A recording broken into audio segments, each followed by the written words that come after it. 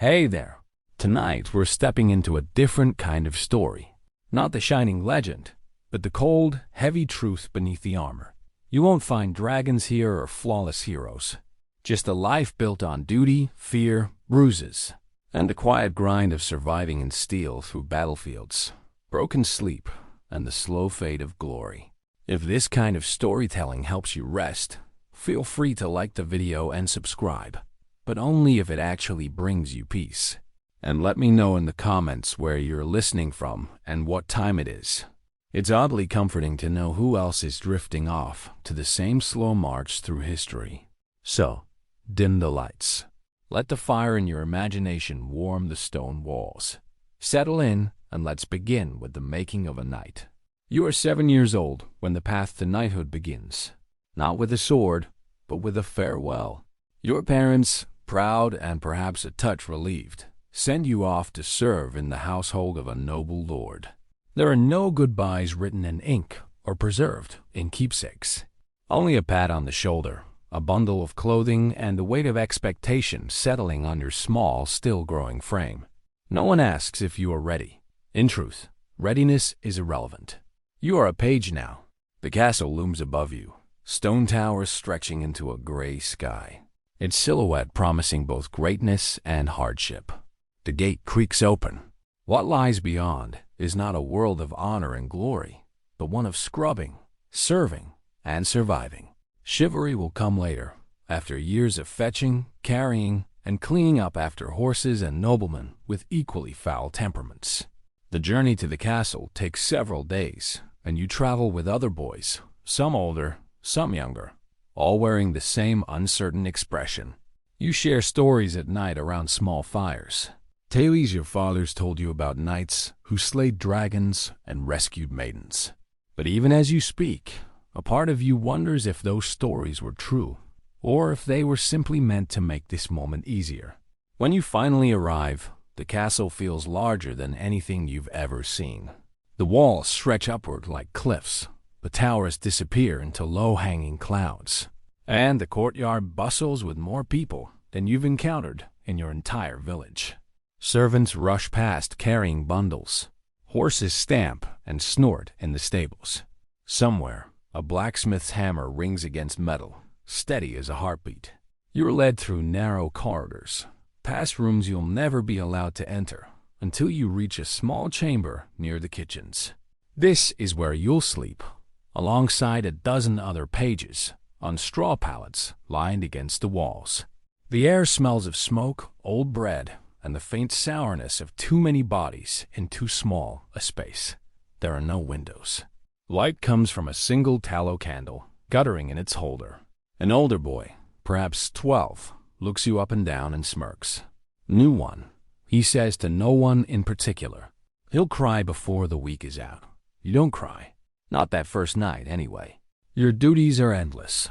From sunrise to well after dark, you run errands, sweep halls, deliver messages, and assist with meals. You learn quickly which corridors lead where, which servants are kind, and which will cuff you for being underfoot, which knights prefer their wine watered, and which will throw a cup at your head if you get it wrong. On especially lucky days, you're permitted to polish armor. This sounds glamorous until you realize it means scraping dried mud and horse dung from heavy iron boots. Your hands raw and blistered from the coarse cloth and vinegar mixture used to fight rust. The smell is unforgettable, a mix of metal, old sweat, and the faint rot of leather that hasn't dried properly. Your hands are blistered. Your back aches. The knights, they barely notice you. You are not yet one of them. You are the help. But even in these early days, training begins. Wooden swords are handed out like brooms, and bruises bloom across your arms as you spar with other boys who, like you, are eager to prove something. You're taught how to fall from a horse without breaking your neck. You fall often. Some days it feels like falling is the main lesson. The older pages laugh when you land face first in the mud. The knights don't even look up. No one praises you for bruising well, but they do scold you for weakness. You learn quickly. Pain is to be swallowed, not displayed. The training yard is a rectangle of packed earth. bordered by wooden fencing that's been repaired so many times it's more patched than original wood. In one corner stands the quinteen, a rotating wooden post with a shield on one side and a weighted sack on the other. The goal is simple. Strike the shield while riding past at full speed, and duck before the sack swings around and knocks you off your horse. You watch the older boys attempt it first. Some succeed, their lances striking true, their bodies low and balanced as they gallop past.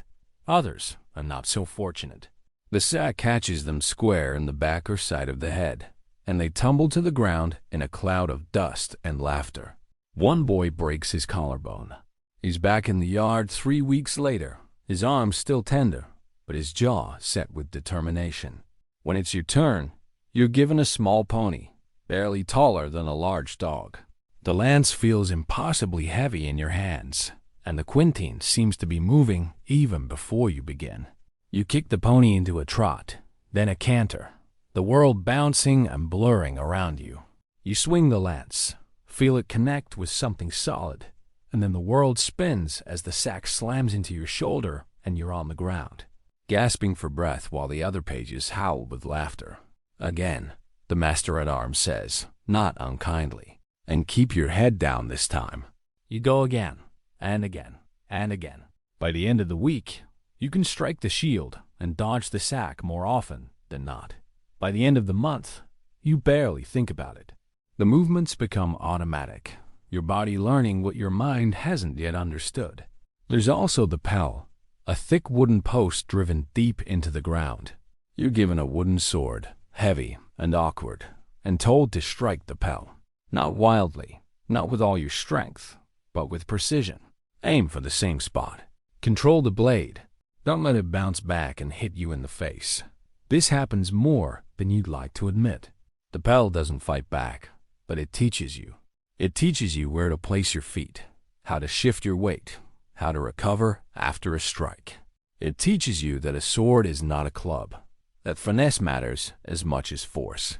You strike the pell 100 times a day, then 1,000, then so many times you lose count. Your hands blister, then callous, then blister again in new places. Some boys give up. They're sent home in quiet disgrace, or they're reassigned to other duties. Stable work, kitchen work, anything but the path to knighthood. You watch them go and feel a strange mix of pity and relief. Pity because you know how much they wanted this. Relief because it means you're still here, still trying, still bruised but unbroken. Discipline is everything.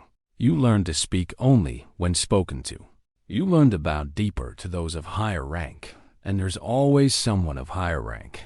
You learn never to question a command, no matter how trivial or humiliating. Your mistakes are corrected with the back of a hand or a week scrubbing chamber pots. One boy forgets to remove his cap in the presence of the lady of the house.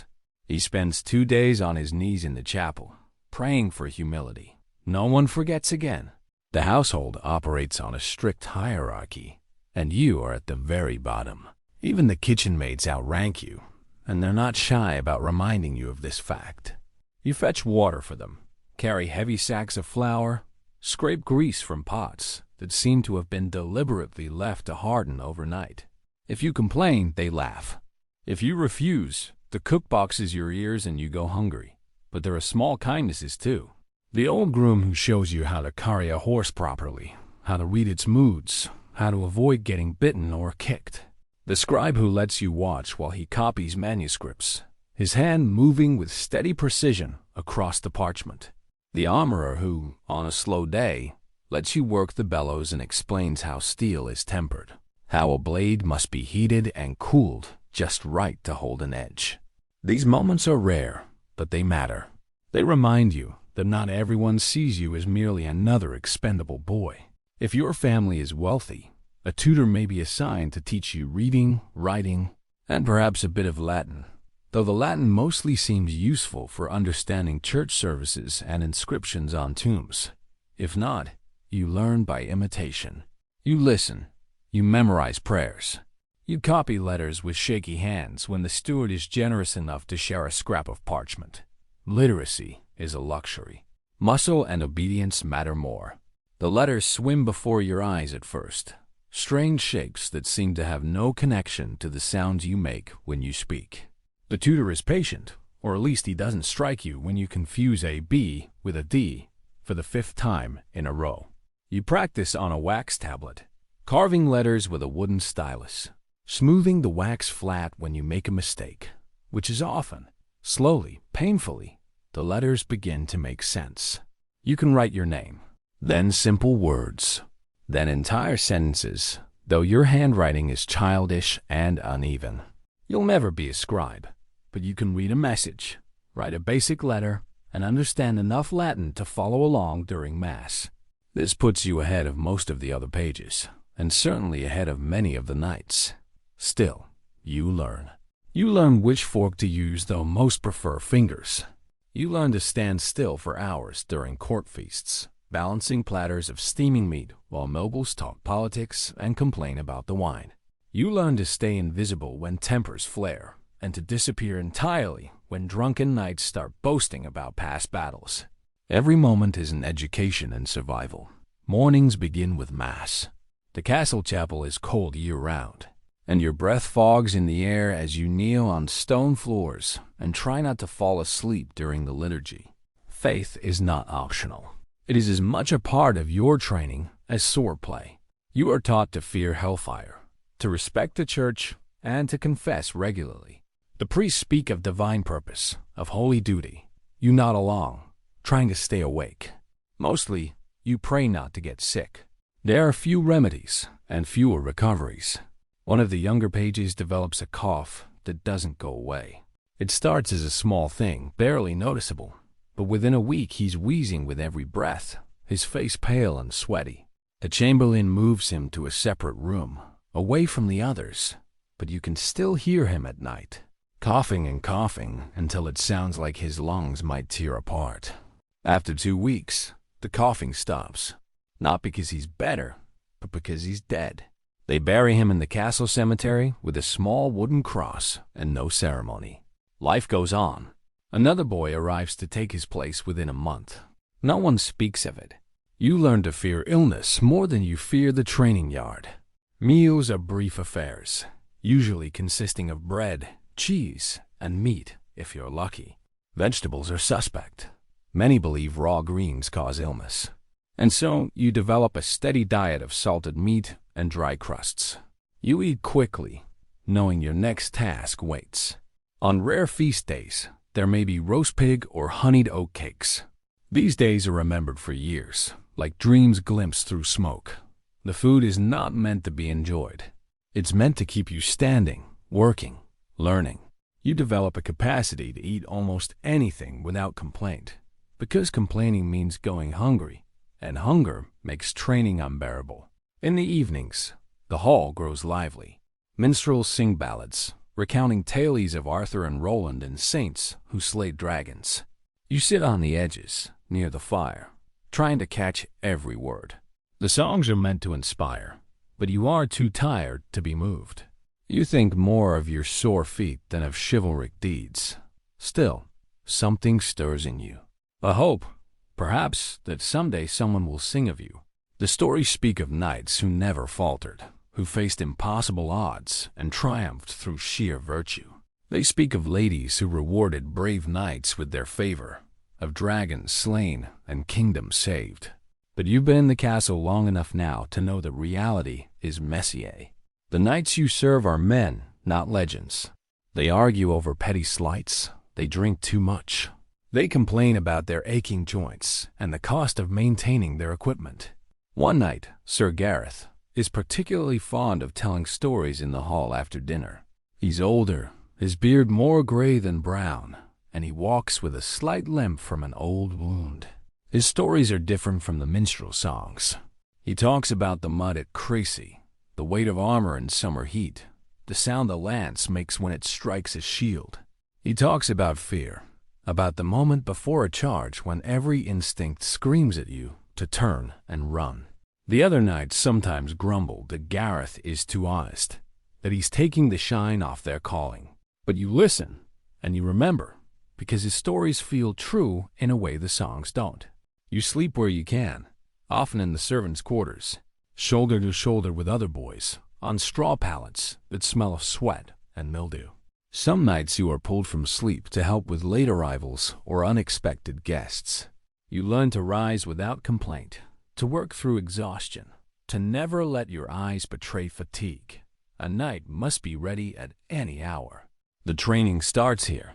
The pallets are thin, barely more than sacks stuffed with old straw, and they do little to cushion the hard wooden floor beneath.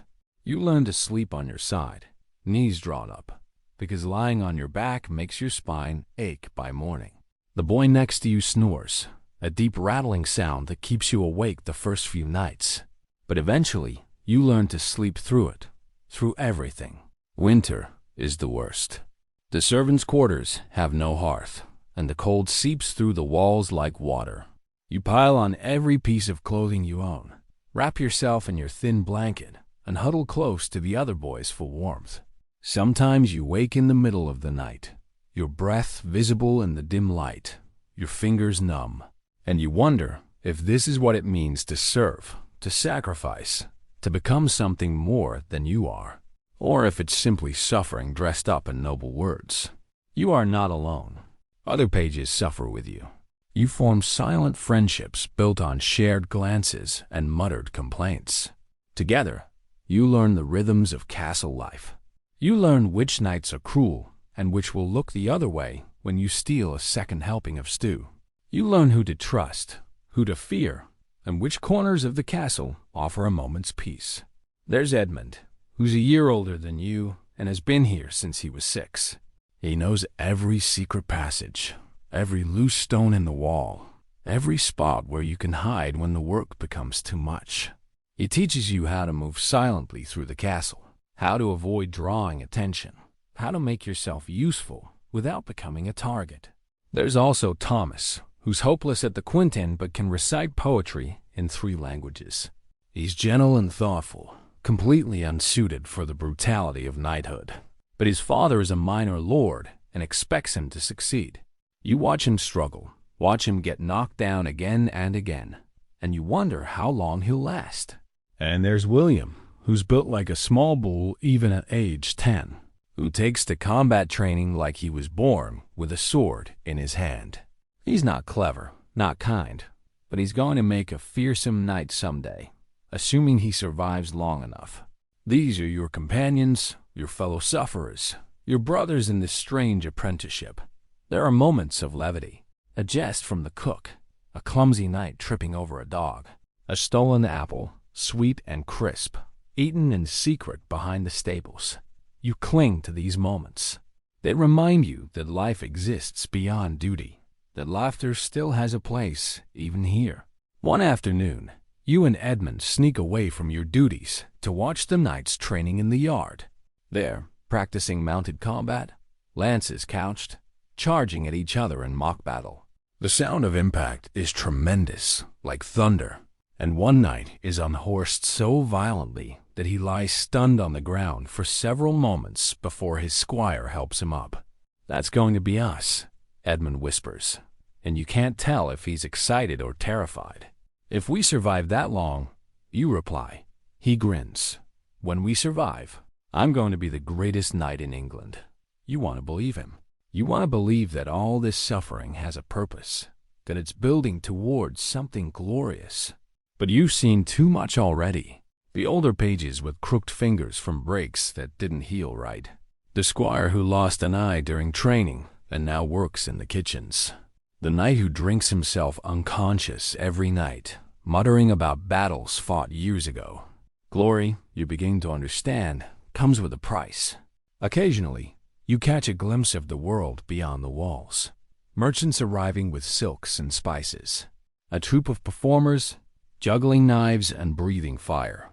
A noblewoman riding past with her retinue, her clothes so fine they seem to shimmer in the sunlight. These sights feel foreign, like stories glimpsed through fog. You're not part of that world yet, but maybe one day, when a tournament is announced in a neighboring lordship, the castle buzzes with excitement. Knights polish their armor until it gleams. Squires rush about with arms full of equipment, and even the pages are caught up in the anticipation. You watch as the knights depart, banners flying, horses prancing, the whole company looking like something from a minstrel song. They return a week later, muddy and exhausted. Sir Gareth has a cracked rib.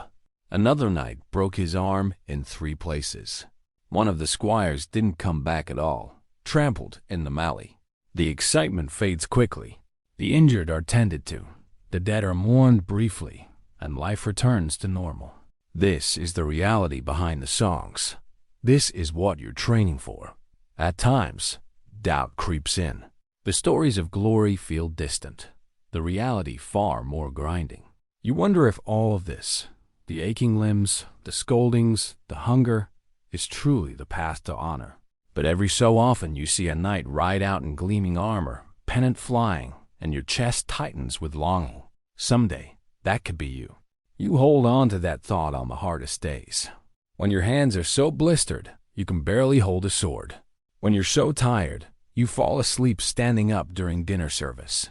When the older pages mock you for being slow or clumsy or weak, you hold on to the image of yourself in armor, mounted on a war horse, with everyone looking at you not with contempt or indifference, but with respect. It keeps you going. Your lessons in humility do not stop with bruises and hunger. There are also ceremonies to attend, even though you're barely more than background noise in them. You observe as nobles gather. Dressed in fine fabrics you're not allowed to touch, much less wear.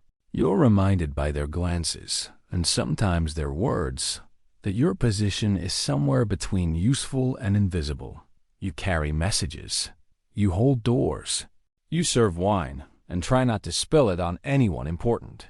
You learn the subtle art of being present without being noticed, of anticipating needs before they're spoken, of reading the mood of a room and adjusting your behavior accordingly. This is as much a part of your training as sword work. A page who can navigate the social complexities of a noble household is valuable. One who cannot is a liability. When dignitaries visit, the castle becomes a theater. You help prepare guest rooms, polish silver, and sweep the same corridors 3 times over. If anything is out of place, the pages are blamed. And if something goes wrong, say a dog bites a visiting bishop's leg, well, let's just say it helps to know how to avoid being seen. You quickly master the art of looking busy while being nowhere near the problem. On festival days, there is music, dancing, and too much wine, at least for the adults. You're allowed to watch from the corners, soaking in the sounds and sights while pretending not to be watching too intently.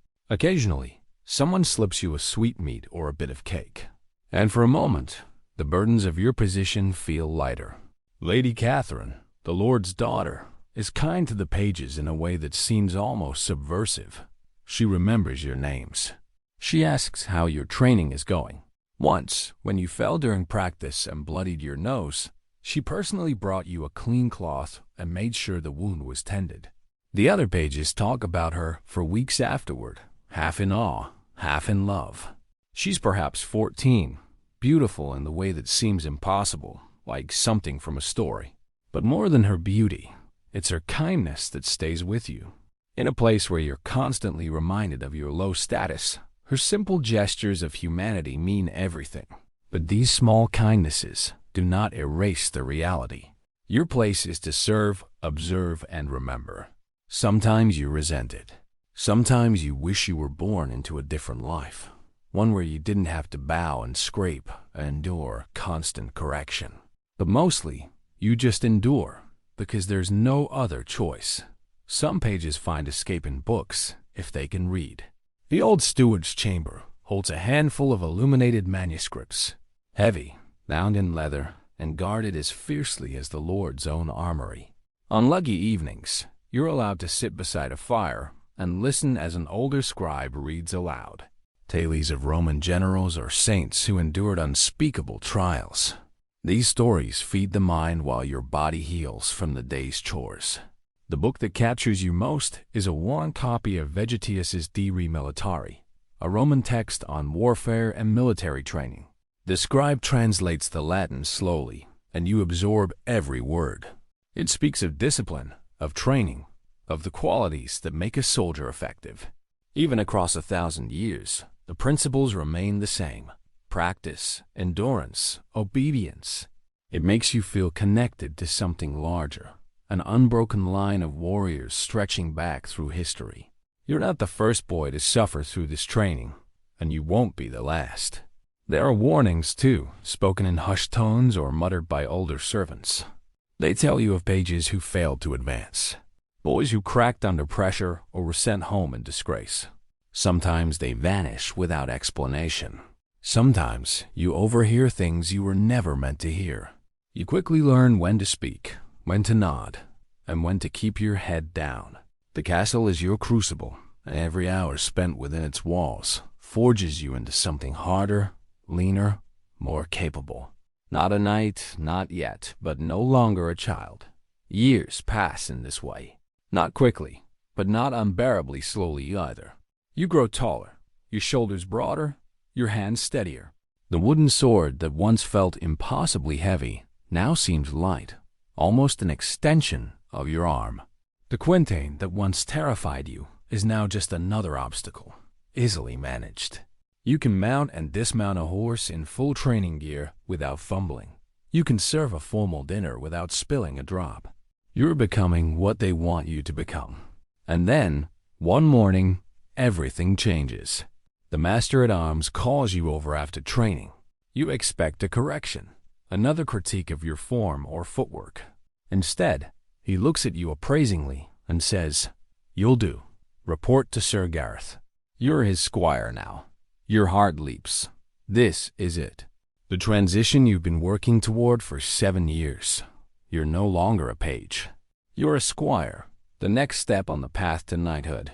But as you walk towards Sir Gareth's quarters, a small voice in the back of your mind whispers a warning. The hardest part is only just beginning. So when you lie awake at night, staring at the wooden beams above your straw-filled mattress, you think not just of what you've endured, but of what lies ahead. The next phase, the next challenge, the next step on the path that will one day, if the gods, your lord, and your body all permit, make you a knight. But for now, you are a page, and that is enough. You have survived. You have learned. You have been shaped by this place, by these people, by the endless cycle of duty and discipline. And tomorrow, you will take the next step. At the age of 14, the apron strings of pagehood are ceremoniously snipped, though not with any kindness or softness. You are no longer a page. You are now a squire. And while this new title may sound like a promotion, it comes with considerably fewer sweetmeats and far more bruises. You have graduated from polishing floors to polishing armor, from fetching goblets to fetching the man who might be dying in one. Your new role is personal, intimate even. You are assigned to a knight, and you're expected to serve him as faithfully as a shadow. Where he goes, you go. If he rides into battle, you follow. If he falls, you run into the carnage to help him up, risking your own life in the process. You're no longer a child of the castle. You are the squire of a warrior, and your days are shaped by his demands. Sir Gareth is your knight. The same Sir Gareth who told honest stories in the hall, who spoke of mud and fear and the weight of armor. You feel fortunate, in a way. He could have been cruel. Many knights are. But Gareth is simply tired, worn down by decades of service, and he expects competence more than perfection. You'll make mistakes. He tells you on your first day. Just don't make the same one twice. It's the closest thing to kindness you'll hear from him. The physical training increases tenfold. Riding a warhorse, for instance, is not the elegant glide you once imagined. These beasts are enormous, bred for power and war, and more temperamental than most noblemen. Mounting them is a small battle in itself. Controlling them, a constant negotiation. Your first attempt ends with you on the ground, the wind knocked from your lungs, the horse looking down at you with what you swear is amusement. The stable master pulls you to your feet and shoves you back toward the animal. Again, he says, and this time, don't pull on the reins like you're trying to strangle it. Your thighs ache. Your spine jars with every step. Your backside hasn't felt normal since Michaelmas. But you learn. You learn to read the horse's moods, to anticipate its movements, to become one with the animal rather than fighting against it. You learn to mount in full armor, a feat that requires strength, timing, and no small amount of courage. You learn to couch a lance while at full gallop, to keep your seat during impact, to recover quickly when things go wrong, because things always go wrong. Sword training intensifies. You now wield live blades, not wooden practice swords, sharp enough to cause concern if your opponent happens to be better rested or less distracted than you. You spar daily, your body covered in bruises that never quite fade before new ones bloom. Every session is an exercise in humility. For every swing you land, you take 3 in return. The knight you serve doesn't expect grace. He expects grit. Sir Gareth watches your training with a critical eye. He doesn't offer much praise, but he corrects your stance, adjusts your grip, shows you how to use your opponent's momentum against them. Fighting isn't about being the strongest, he says. It's about being the smartest and lasting the longest. You take the lesson to heart. In sparring sessions, you learn to conserve energy, to pick your moments, to defend more than attack. It's not glorious, but it keeps you alive. But perhaps the most tiresome part of your duties is equipment care. Armor, you quickly learn, is not just metal. It is an ecosystem. Sweat, grime, and the occasional slug somehow make their way into the joints of plate mail. You clean it, polish it, inspect every hinge and strap. If the greaves pinch or the helmet visor sticks mid-battle, that's your fault. If your knight dies because you missed a cracked buckle, you'll likely wish you died first. This is not hyperbole. You've heard the stories. A squire who failed to properly maintain his knight's armor before the Battle of Poitiers. The breastplate strap broke during the charge, and the knight was trampled. The squire was beaten nearly to death and sent home in disgrace. So you check everything, twice, sometimes 3 times. Weapons need sharpening daily. Lances must be tested for cracks. Shields examined for splits or weakening. Your knight's life and your reputation depends on the absolute precision of your work. No one thanks you when everything goes right, but everyone notices when it doesn't. The armor itself is a marvel and a nightmare. Mail, if Sir Gareth is wearing it, must be oiled regularly to prevent rust. You learn to roll it in a barrel of sand and vinegar, the caustic smell making your eyes water. Plate armor requires even more attention. Each piece must be cleaned, oiled, adjusted, repaired. A single dented plate can compromise the entire suit. You develop calluses on your hands from polishing, burns from hot rivets, and a permanent ache in your shoulders from lifting heavy breastplates. You dream of armor sometimes, endless rows of steel waiting to be cleaned, oiled, inspected. You wake exhausted, and then there are tournaments. They were romanticized when you were a page. Colorful affairs of trumpets and cheering maidens. Now you see the blunted swords break bones. The lances shatter and send splinters into faces. The knights lying broken in the mud while physicians shake their heads. You are the ones saddling the horse, carrying the lances, wiping the blood from your knight's cheek so he can smile for the crowd. If he wins, you collect the prize money. If he loses, you collect his broken ribs and what remains of his dignity. The tournament at Leicester is Sir Gareth's first since you became his squire. He's older now, slower, and he knows it. I'm doing this for the purse, he tells you flatly. Not for glory. Glory's for young men who don't know better. You help him into his armor piece by piece, checking each strap, each buckle. His lance is freshly painted, the tip blunted but still capable of tremendous damage. His shield bears his coat of arms, worn and repainted so many times the original colors are barely visible. The joust is brutal. Sir Gareth faces a younger knight, perhaps 25, fresh and eager. The first pass is clean, both lances striking shields with tremendous force, but neither knight unhorsed. The second pass, Sir Gareth's lance shatters, but he keeps his seat. The third pass, He strikes his opponent square in the chest, the force of impact lifting the younger knight out of his saddle and sending him crashing to the ground. The crowd roars. Sir Gareth raises his hand in acknowledgement, but you can see him wincing inside his helmet. Later in his tent, you help him remove his armor and discover a massive bruise spreading across his ribs. He'll be coughing blood for a week. Prize money? You ask tentatively. He nods. 30 marks. Worth every broken rib. You're not sure if he's joking. When real war comes, and it does, you march beside your knight into mud, rain, and uncertainty. Campaigns are long, uncomfortable affairs. Food is scarce. Sleep is scarcer. Your armor, if you have any chafes in places you didn't know existed. You begin to understand the real meaning of exhaustion, when your limbs move only because you know you must. The campaign in Scotland is your first. You're part of a larger force, hundreds of men marching north in the rain. The roads turn to rivers of mud. Carts get stuck, horses go lame, men sicken and fall behind. No one goes back for them.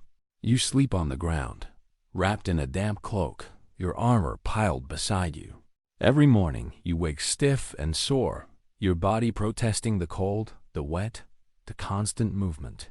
You learn to eat while walking, to sleep while standing, to ignore the voice in your head that begs for rest. Battle is not glorious.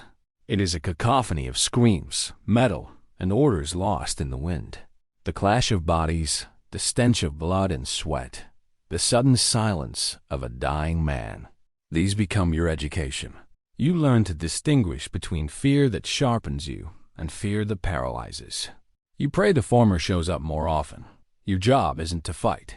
Not yet. But that does not mean you are safe. When your knight is unhorsed, it is your job to reach him, lift him, pull him out of danger. Imagine dragging a man in full armor, each piece weighing more than a holiday roast, across a muddy field while arrows fall like rain. It is not heroic. It is backbreaking. And the reward is usually just the chance to do it again tomorrow. Your first real battle is chaos. You've trained for this. You've heard the stories, but nothing prepares you for the reality. The noise is overwhelming, a wall of sound that makes thought impossible. Men screaming orders, men screaming in pain, the clash of steel on steel, the wet thud of weapons striking flesh. Sir Gareth is in the thick of it, his sword rising and falling in mechanical rhythm. You watch from the edge, holding his spare lance, his extra shield, ready to run forward if he falls. Your hands shake. Your heart pounds so hard you think it might burst from your chest. A knight nearby goes down, his leg bent at an impossible angle. His squire rushes forward and is immediately cut down by a mounted soldier. You watch the boy fall, watch him try to crawl away, watch him go still. He can't be more than 15. Sir Gareth survives. He always does. But the image of that dying squire stays with you. When your knight is injured, you tend to his wounds. If he is captured, you're expected to negotiate or deliver messages to secure his release. Sometimes this means dealing with men who would rather see him rot. You learn diplomacy not from tutors, but from necessity. Your words must be careful, your posture humble, your tone respectful. Even your silence becomes a tool. After the battle, after the wounded have been carried off and the dead stripped of their valuables, you help Sir Gareth back to camp. He's exhausted, his movements slow and pained. You help him remove his armor piece by piece, noting a new dent in his breastplate, a crack in his helmet. How bad? He asks, probing his side gingerly. Bruised ribs, you say. Maybe cracked. No blood. He nods. I'll live. He pauses, then looks at you. You did well today. Didn't panic. Didn't run. That's more than most can say after their first battle. It's the highest praise he's ever given you, and you feel something warm and proud unfurl in your chest. There are moments, rare but real, when you feel proud. When you lead your knight's horse into a camp and heads turn to look. When he nods at you after a battle, bloodied but alive. These moments are fleeting, like sunlight through arrow slits, but they matter. They keep you going. They remind you why you're doing this. Back at the castle, your duties continue. You train younger pages, passing on the same hard lessons you once learned. You serve at banquets, help organize hunts, and remain at your knight's side whenever guests of importance arrive. Your sword is worn, your boots are cracked, and you move like a man twice your age. But you are no longer a servant. You are being watched, evaluated, measured. The younger pages look at you with something like awe. You're only 17, but to them, you seem ancient, battle-hardened, a glimpse of what they might become. You try to be kind to them, remembering what it was like when you were in their position. Sometimes you slip them extra food or offer quiet advice. Sometimes you're too tired to do more than nod. Sir Gareth watches these interactions. "You'll make a good knight," he says one evening. "You remember what it's like to be weak. That's important. The priests still expect your prayers. Your lord still expects your loyalty. Your body expects rest, which it rarely receives. But there is no turning back. The only way forward is through." You begin to think about your own coat of arms. What colors? What symbols? You dream about the moment of dubbing, the sword tapping your shoulders. The moment you rise not as a squire but as a knight. It feels impossibly far. It feels inevitable. It feels both. Then there are the hard days. The days when you bury a fellow squire, trampled beneath a warhorse, or run through by a lance that didn't look blunted enough. No one sings songs for squires. No one writes poems for the boys who almost made it. You learn to carry grief without showing it. You learn to keep working, even as the ground shifts beneath you. Thomas, your friend from page training, dies during a tournament mally. He's caught between two charging knights and crushed. You help carry his body from the field. His face peaceful, but his body broken. His father claims the remains and leaves without a word. No ceremony, no memorial, just silence. Edmund, the boy who showed you the secret passages, survives to become a knight. You see him at a tournament years later, and he barely recognizes you. He's changed, harder, colder. Word is that. William, the bull-like boy who excelled at combat, is killed in his first real battle. A crossbow bolt through the throat. Quick, at least. His body is never recovered. You survive. You don't know why. Luck? Skill? Divine favor? You stop asking. You just keep moving. If you are lucky, your knight teaches you more than battle. He teaches you how to think, how to judge a man's character, how to read a battlefield, how to lead. If he is wise, he teaches you when to speak and when to hold your tongue, how to pick your battles, and how to lose with grace. These are not things armor can protect you from, but they are just as vital. Sir Gareth is a good teacher. He doesn't coddle, but he explains. He shows you how to recognize when a battle is lost, how to retreat without panic, how to rally men who are afraid. He teaches you that leadership is less about giving orders and more about being someone men will follow. They need to see you're not afraid, he says, even when you are, especially when you are. You watch how he interacts with other knights, with lords, with common soldiers. He's respectful but not servile, confident but not arrogant. He knows when to defer and when to stand firm. These lessons aren't taught formally. You absorb them by watching, by being present, by paying attention. Winter brings new challenges. You now understand that a sword is only as effective as the hand that can still feel its hilt. Your fingers crack from cold, and the metal of your knight's armor feels like ice as you buckle it on each morning. Snow turns the training yard into a mire of frozen mud. Horses slip. So do you. You do not complain.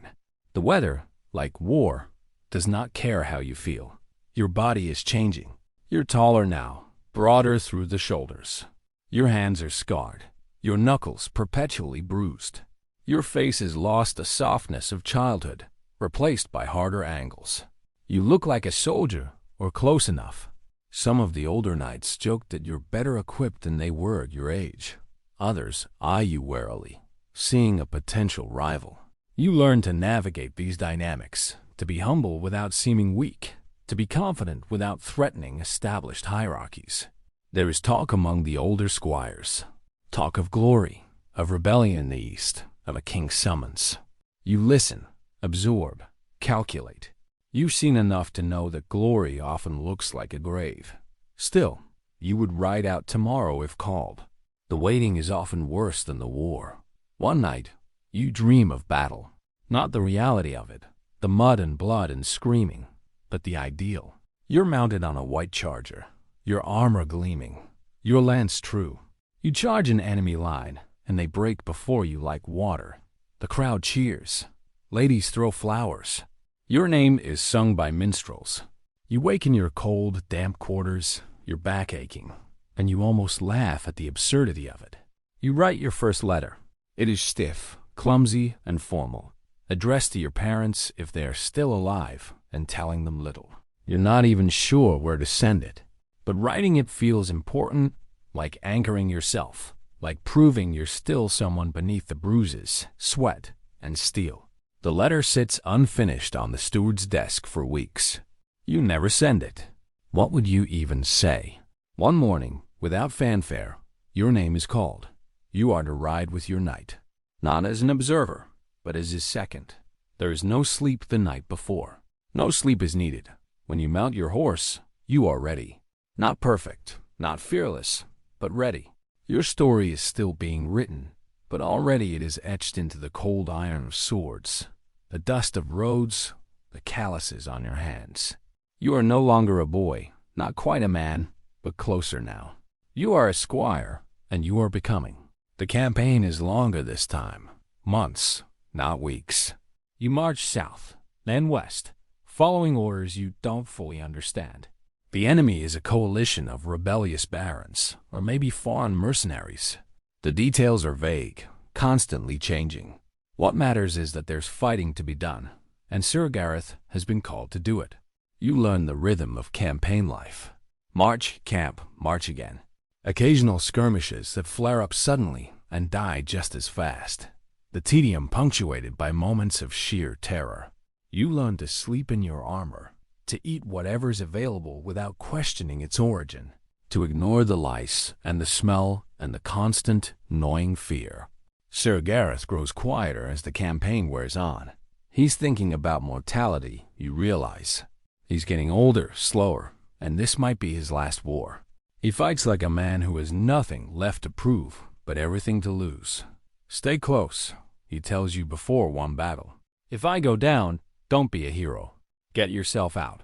I'm your squire, you say. Where you go, I go. He looks at you for a long moment, then nods. Stubborn, you'll make a good knight. The battle is brutal. You lose track of Sir Gareth in the chaos, panic rising in your throat until you spot him, still mounted, still fighting. A crossbow bolt strikes his horse, and it goes down, throwing him. You spur your own mount forward, screaming at soldiers to clear the way, and somehow you reach him. You dismount, grab his arm, and half drag, half carry him back to the lines. He's winded, but uninjured. Told you not to be a hero, he gasps. I wasn't, you say. Just doing my job. Later, after the battle, one of the other knights claps you on the shoulder. Well done, boy. You've got steel in you. It's one of the proudest moments of your life. Then, one evening, as the sun sets over a temporary camp, Sir Gareth calls you over. He's sitting by the fire, his armor off, looking older and more tired than you've ever seen him. He hands you a cup of wine and gestures for you to sit. I've been watching you, he says. You're ready, more than ready. When we get back, I'm going to recommend you for your knighting. Your heart lurches. This is it. Everything you've worked for, everything you've endured. Thank you, sir. You managed to say. He waves a hand. Don't thank me. You earned it. Just remember what I taught you. And remember that being a knight isn't about the armor or the title. It's about what you do with it. You nod, unable to trust your voice. Now get some rest, he says. We've got a long march tomorrow, but you don't sleep that night. You lie awake, staring at the stars, and for the first time in years, you let yourself imagine a future. Not just survival, but something more. Purpose, honor, a name worth remembering. You're 17 years old, and the world suddenly feels full of possibility. The campaign ends. You return to the castle, victorious, but exhausted. The wounded are tended to, the dead are mourned, and life resumes its normal rhythm. But you're different now. Everyone can see it. You walk differently, carry yourself differently. You're no longer a boy learning to be a squire. You're a squire becoming a knight. The ceremony is set for the spring. You have months to prepare, months to train, months to contemplate what it means to swear the oaths, to take up the responsibilities, to become something more than what you are. Part of you is excited. Part of you is terrified. And deep down, in a place you don't often examine, part of you wonders if it will be worth it. But there's no turning back now. The path has been chosen, or it chose you. Either way, you're committed. You are a squire. Soon, you will be a knight. And your real service has only just begun. You're 21 years old, or near enough. Some squires are knighted younger, some older. But the number doesn't matter half so much as the fact that someone in authority has finally decided you're ready. Ready to kneel, ready to swear, ready, in theory, to kill and die with a little more official ceremony attached. There's no sudden transformation. You don't wake up with a deeper voice or a firmer jawline. You're still sore from yesterday's training, still have mud on your boots and a scar across your shoulder that won't quite heal. But this is the moment your entire youth has crawled toward. Your body bruised, your pride battered, your hands hardened by years of polishing, sharpening, carrying, and serving. It is all led here to the day of your knighthood. The preparation begins weeks before the actual ceremony. Sir Gareth informs you formally, though you've known it was coming. You'll be knighted at Pentecost, he says. The Lord has approved it. Don't embarrass me. It's the closest thing to affection he's capable of expressing. First, there's the matter of equipment. A knight needs armor, proper armor, not the hand-me-down pieces you've been wearing as a squire. Your family, if they have any means left, is expected to contribute. Your father sends what he can, a modest sum that won't cover half of what's needed. Sir Gareth quietly supplements the rest, though he pretends he doesn't. Consider it a loan, he mutters. Pay me back when you're rich and famous. You both know the day will never come. The armor is commissioned from the castle's master armorer, a taciturn man named Hugh, who measures every inch of your body with calloused hands and grunts. Tall for your age, he observes, but thin. You'll fill out. He doesn't sound optimistic. The armor takes weeks to forge. You visit the workshop whenever you can, watching Hugh and his apprentices heat metal, hammer it into shape, rivet pieces together. The process is mesmerizing, almost hypnotic. Metal transforms from raw sheets into curves that will conform to your body, protect your life. When it's finally ready, you try it on for the first time. The weight settles on your shoulders like a familiar burden, except heavier, more complete. Hugh adjusts to straps, notes where the metal pinches, marks places that need modification. Come back tomorrow, he says. We'll fix it. You leave the workshop walking taller, even though every step requires effort. Then there's the matter of your coat of arms. If your family has one, you'll inherit it with modifications to show your specific branch. If not, you must design one from scratch. This is both exciting and terrifying. Your coat of arms will identify you on the battlefield, in tournaments, on official documents. It will outlive you, passing to your children if you're fortunate enough to have any. You spend hours with the herald, discussing symbolism, colors, charges. He shows you examples, explains the rules of heraldry, warns you against choosing something too similar to an existing knight's arms. Confusion on the battlefield can be fatal, he says mildly. You eventually settle on something simple, a black sword on a red field, with a small white lion in the upper corner. The sword represents your calling. The red field, your willingness to shed blood. The lion, your family's ancient connection to the House of Lancaster, distant though it may be. The herald approves. Clear, distinctive, honorable. It will serve you well. You trace the design with your finger, trying to imagine it painted on shields, embroidered on surcoats, carved on your tomb. assuming you're important enough to merit a tomb. As the ceremony approaches, the atmosphere in the castle shifts. Other squires look at you with envy or respect or both. Knights nod to you in the corridors, acknowledging what you're about to become. Even the servants seem to treat you differently, as if the ceremony has already happened. But you feel mostly the same. Tired, uncertain, wondering if you're truly ready for this. It begins with solitude. 3 days before the ceremony, you're given a chamber, small and cold, in which to pray, reflect, and fast. There's nothing glamorous about it. Just stone walls, a single candle, and a chapel-supplied blanket that somehow manages to be both thin and scratchy. You kneel on the floor, bones aching, stomach growling, and try not to think about the warmth of the kitchens or the scent of roasting pork wafting from below. This vigil is meant to purify the soul, to prepare you to accept the sacred duties of a knight. You are expected to meditate on the responsibilities ahead, defending the weak, serving your Lord, upholding the church. In practice, you spend as much time wondering whether anyone would notice if you had a sip of water or sat down for 5 blessed minutes. The prayers come easily enough. You've been saying them since childhood, but the meditation is harder. Your mind wanders. You think about battles you've survived, friends you've lost. You think about Thomas crushed in a tournament, William killed by a crossbow bolt, Edmund hardened and distant. You wonder who you'll become, whether you'll stay yourself or transform into something else, something colder and harder. On the second night, a priest comes to hear your confession. He's old, his face deeply lined, his hands trembling slightly as he blesses you. You confess your sins, the usual assortment of pride, anger, lust. Small lies told, small cruelties committed. Nothing extraordinary, but laid bare in the dim candlelight. They feel heavier. Do you swear to uphold the virtues of knighthood? He asks. I do. You say, to protect the innocent and defend the church? I do.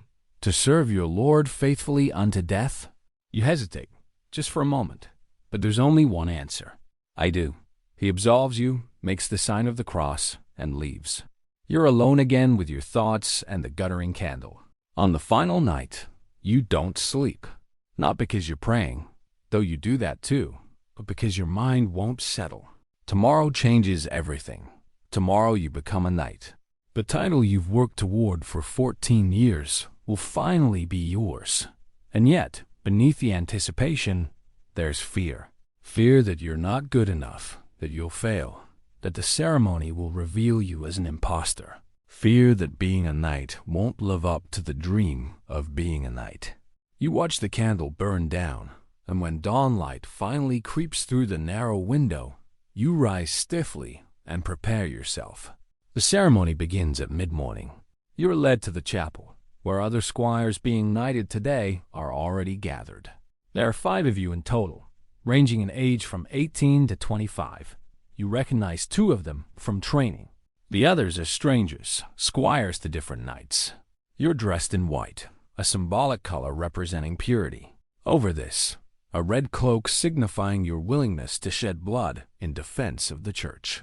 Black shoes, representing the earth to which you'll eventually return. The symbolism is heavy-handed but meaningful. You're being transformed, at least in theory, from a servant into a warrior of God. The chapel is packed. Knights, nobles, priests, servants, all gathered to witness the ceremony. You scan the crowd and spot Sir Gareth standing near the back, his face impassive.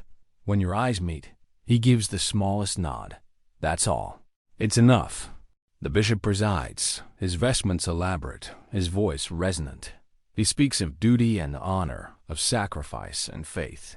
He invokes saints and martyrs, men who died defending Christendom. His words wash over you in waves. You try to absorb them, to feel the weight of what's happening, but mostly you're focused on not passing out from hunger and exhaustion. One by one, the squires are called forward. The first is a young man named Robert, son of a minor baron. He kneels before the Lord, who places a sword on his shoulders, first the left, then the right. Be thou a knight, the Lord intones. Robert rises, visibly trembling, and returns to his place. The second squire, older and more composed, receives his dubbing with solemnity. The third stumbles slightly as he rises, earning a few muffled chuckles from the crowd. Then it's your turn. You step forward, your legs feeling distant and unsteady. You kneel before the Lord, your head bowed, your hands clasped in prayer. The stone floor is cold and hard beneath your knees. The Lord stands before you, sword in hand. It's a ceremonial blade, polished to a mirror shine, probably never used in actual combat. He raises it, and for a moment the world narrows to just the two of you, the sword, the sacred space. You have served faithfully as page and squire, he says. You have learned the arts of war and the duties of nobility. Now you shall be raised to the order of knighthood. The sword touches your left shoulder.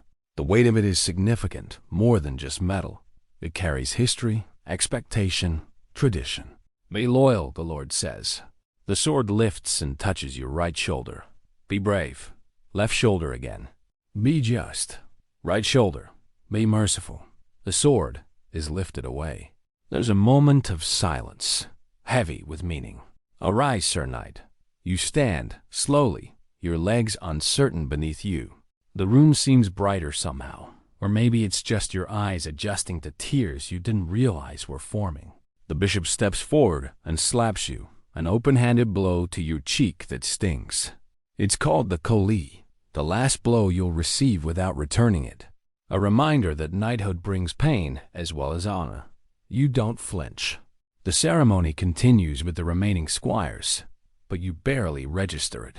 Your mind is elsewhere, trying to process what just happened. You're a knight now, Sir U. The name doesn't feel real yet.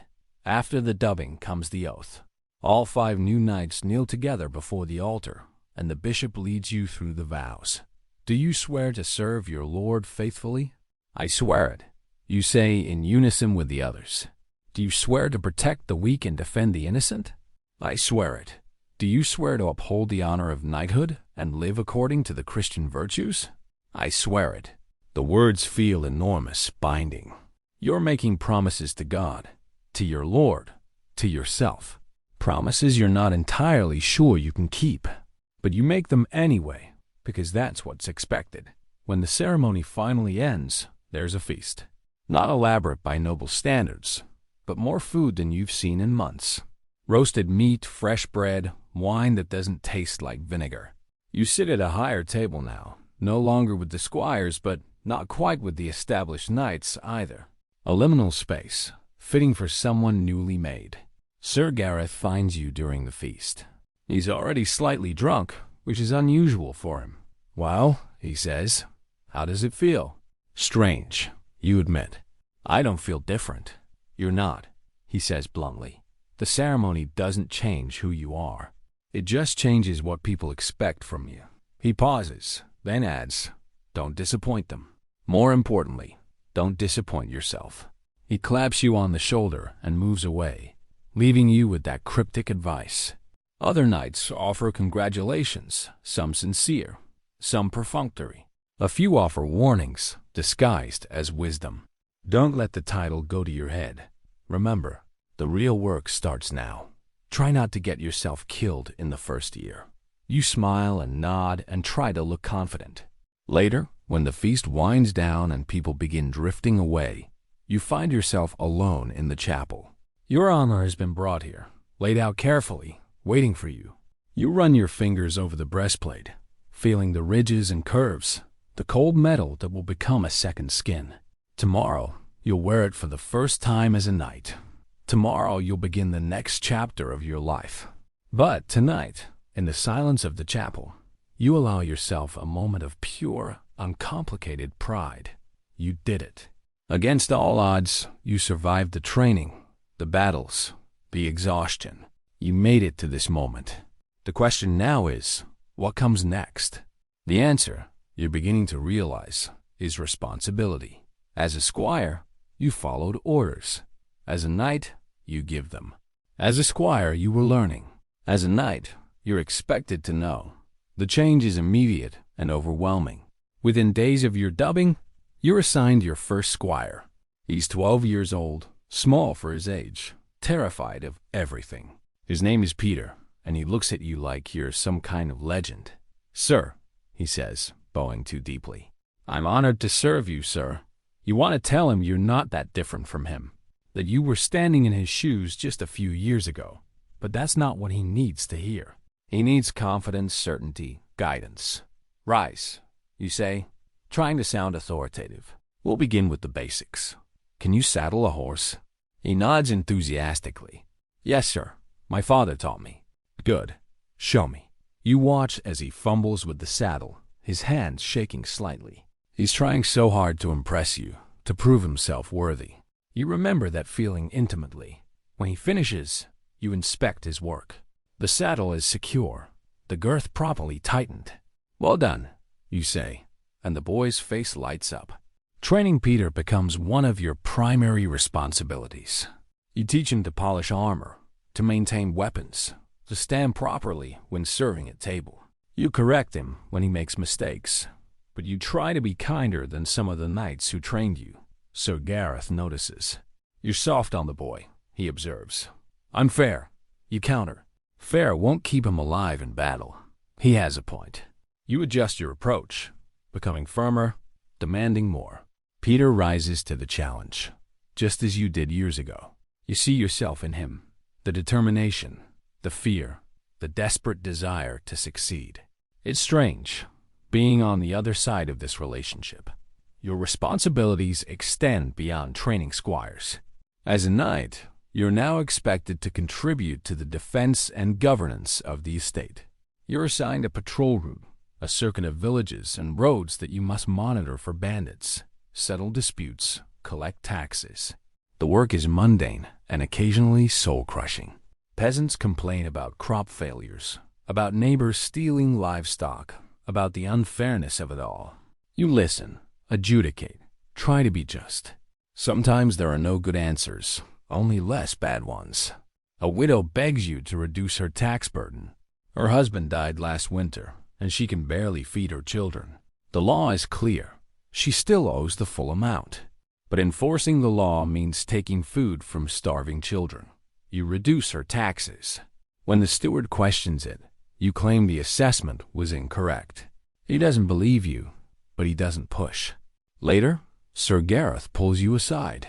"I heard what you did for the widow." You brace for criticism. Instead, he nods approvingly. "Good. A knight who follows every rule is a knight who's forgotten why the rules exist."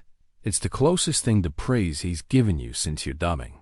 You're also expected to participate in military musters, to train regularly with other knights, to maintain your equipment and your horse. The costs are staggering. Armor repairs, weapons replacement, horse care, feeding your squire. Your modest income barely covers it all. You begin to understand why some knights turn to tournament ransoms or outright banditry. Knighthood is expensive. One afternoon, as you're struggling to reconcile your accounts, Sir Gareth finds you hunched over ledgers in frustration. "Problem?" he asks. "I'm broke," you admit. "I spent everything on equipment, and now I can't afford basic maintenance. If I'm called to campaign, I don't know how I'll manage." He studies you for a moment, then says, "Welcome to knighthood. The title is free. Everything else costs a fortune." He loans you money, again insisting it's temporary. You both know you'll never fully repay him. It's just how the system works. Older knights support younger ones, creating networks of obligation and loyalty. You're part of that network now, whether you want to be or not. At night, lying in your quarters, which are only marginally better than what you had as a squire, you think about the ceremony, the promises you made, the ideals you swore to uphold. They feel distant now, abstract. The reality of knighthood is paperwork and patrols, debt and duty. There's glory sometimes, in tournaments or battles, but mostly there's just work. You think about Thomas, about William, about all the boys who didn't make it this far. Part of you wonders if they were the lucky ones. But then morning comes, and Peter is waiting outside your door, eager and hopeful, looking at you like you have all the answers. And you realize You're a knight now. Not because of the ceremony, not because of the title, but because someone is depending on you. So you stand up, put on your armor, and get to work. Because that's what knights do. You do not become a knight and immediately feel powerful. You become a knight, and then you are handed 60 pounds of steel and told to get on a horse. The first real lesson of knighthood is not how to fight, but how to walk, breathe, and not fall over in your own armor. At first, it's chainmail, a shirt of interlocking rings that drapes over your shoulders like an iron tunic. It's not as heavy as it looks, perhaps 30 pounds, but it clings to you, drags at your limbs, and catches every drop of sweat your body produces beneath it.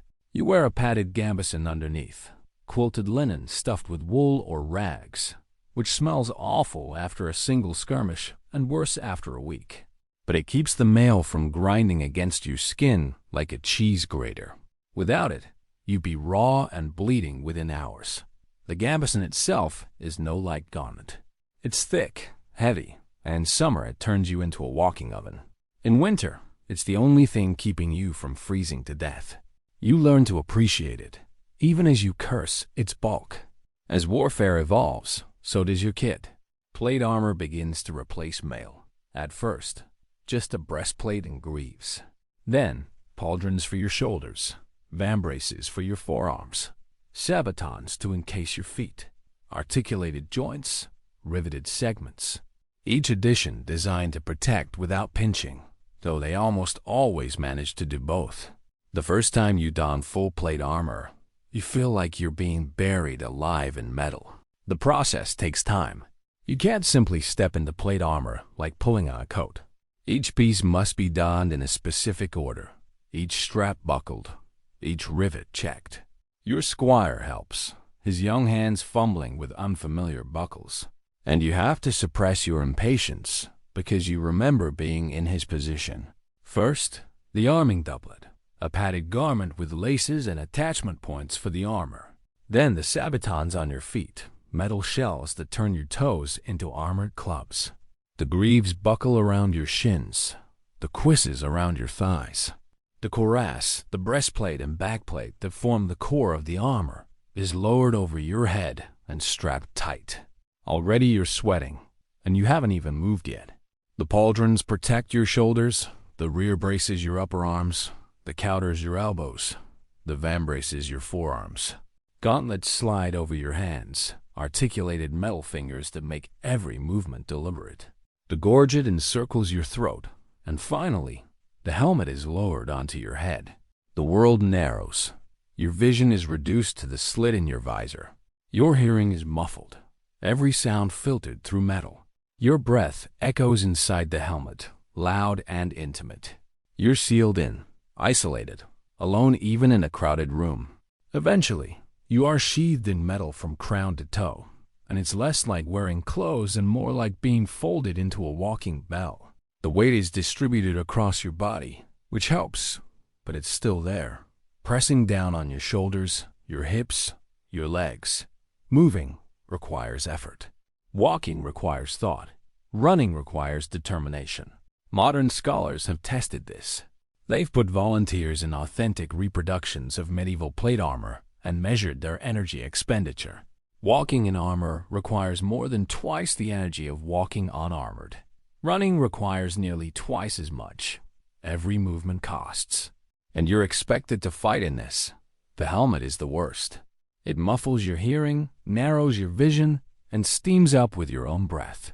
In battle, it protects your skull, which is worth everything. Outside of battle, it functions mostly to give you a throbbing headache. Some helms have visors you can lift, which helps with breathing and spitting, though it also makes your face an easier target. Trade-offs are everywhere in armor.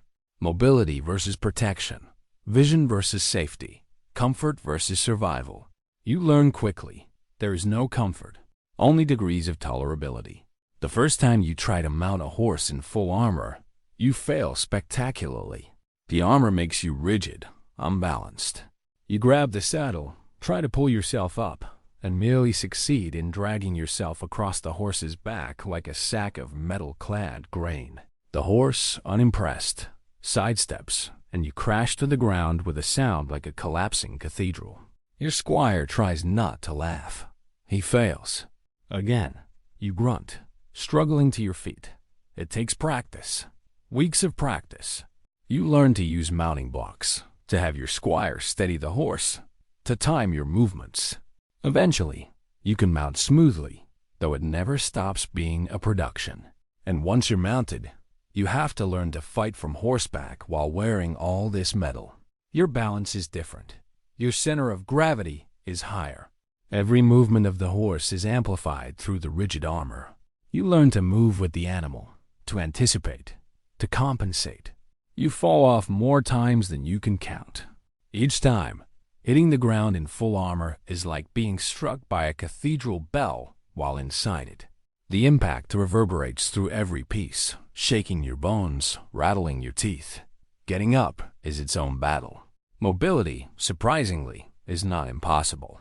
You can run, squat, mount a horse, even roll if trained well, but everything takes effort. You are not agile. You are deliberate. And you quickly learn to conserve movement like a man counting his last coins. After all, if your opponent wears nothing heavier than boiled leather, he'll be darting around while you resemble a mobile sculpture of St. George. In battle, this becomes critical. You can't afford to waste energy. Every swing of your sword, every step, every turn must be calculated. Exhaustion is your enemy as much as the man trying to kill you. There are documented cases of knights dying not from wounds, but from heat exhaustion inside their armor. At Agincourt, some French knights reportedly drowned in mud, too exhausted to lift themselves, their armor dragging them down. The mud at Agincourt was particularly treacherous. Days of rain had turned the plowed field into a morass. The French knights, heavily armored, charged across it and found themselves sinking with every step. The English archers, unarmored and mobile, picked them off methodically. Those who fell couldn't rise. The weight of their armor, combined with the sucking mud, held them fast. Some suffocated, their visors pressed into the mud, unable to turn their heads, unable to breathe. They drowned on land. You think about this every time you don your armor. You think about all the ways it can kill you, even as it's supposed to protect you. Then there's the maintenance. Every piece must be cleaned, oiled, inspected. A single rusted rivet can jam a joint. A dented chest plate can buckle under a second blow. Your squire becomes blacksmith's apprentice overnight, scrubbing and hammering late into the evening. If he forgets a strap or fails to fasten your cuisses correctly, you notice painfully and immediately. The cleaning process is endless. After every use, the armor must be wiped down to remove blood, mud, and sweat. Then it must be oiled to prevent rust. You use a mixture of animal fat and oil, rubbing it into every joint, every rivet, every surface. The smell is distinctive, a mix of metal and rancid fat that clings to your hands no matter how much you wash. Rust is the eternal enemy. It creeps into joints, freezes them solid. It weakens metal, creates rough patches that catch and bind. In humid climates, it's a constant battle. You check your armor daily, looking for the telltale orange-brown spots, scraping them away with sand, reapplying oil. Some knights keep their armor in barrels of sand, which helps absorb moisture. Others hang it near fires to keep it dry. You do both and still find rust. And let's not forget the weapons. Your sword is your constant companion, but not your only one. It is not the slim rapier of modern imagination, but a broad, weighty blade meant for hacking, not fencing. Its edge is kept sharp, but not razor-thin, better to survive impact. You carry it at your side, but draw it only when necessary. The sword is both symbol and tool, and in your hand, it becomes an extension of will. The sword requires daily maintenance as well. You check the edge for nicks and chips, sharpen it with a whetstone, oil the blade to prevent rust. The grip must be wrapped tightly, the pommel secure. A sword that fails in battle is a death sentence. You also carry a dagger, a smaller blade worn at your belt. It's useful for close combat, for finishing wounded opponents, for cutting meat at dinner. A practical tool as much as a weapon. Then there's the lance, A knight without a lance is like a fish without gills, useless in open battle. The lance is not delicate. It is a sharpened pole, roughly 10 feet long, meant to be couched under your arm and driven like a battering ram into whoever's unlucky enough to be across the field. On horseback, it turns your momentum into deadly force, but it is also unwieldy, easy to miss with, and once broken, mostly good for poking campfires. Lances are designed to break on impact. The shaft is made from light wood that shatters rather than stopping your momentum dead. If a lance doesn't break, the force of impact can unseat you or injure your arm. A breaking lance disperses the energy, protects you even as it destroys the weapon. You go through lances quickly. In a single tournament, you might break 3 or 4. In battle, you're lucky if you get one good charge before needing to draw your sword. The mace is a brutal companion. Short, stubby, and blunt. No finesse, no elegance, just a lump of iron on a stick, designed to cave in helmets and crack ribs. Useful when your enemy's armor laughs off blades. When subtlety fails, the mace makes its point with savage clarity.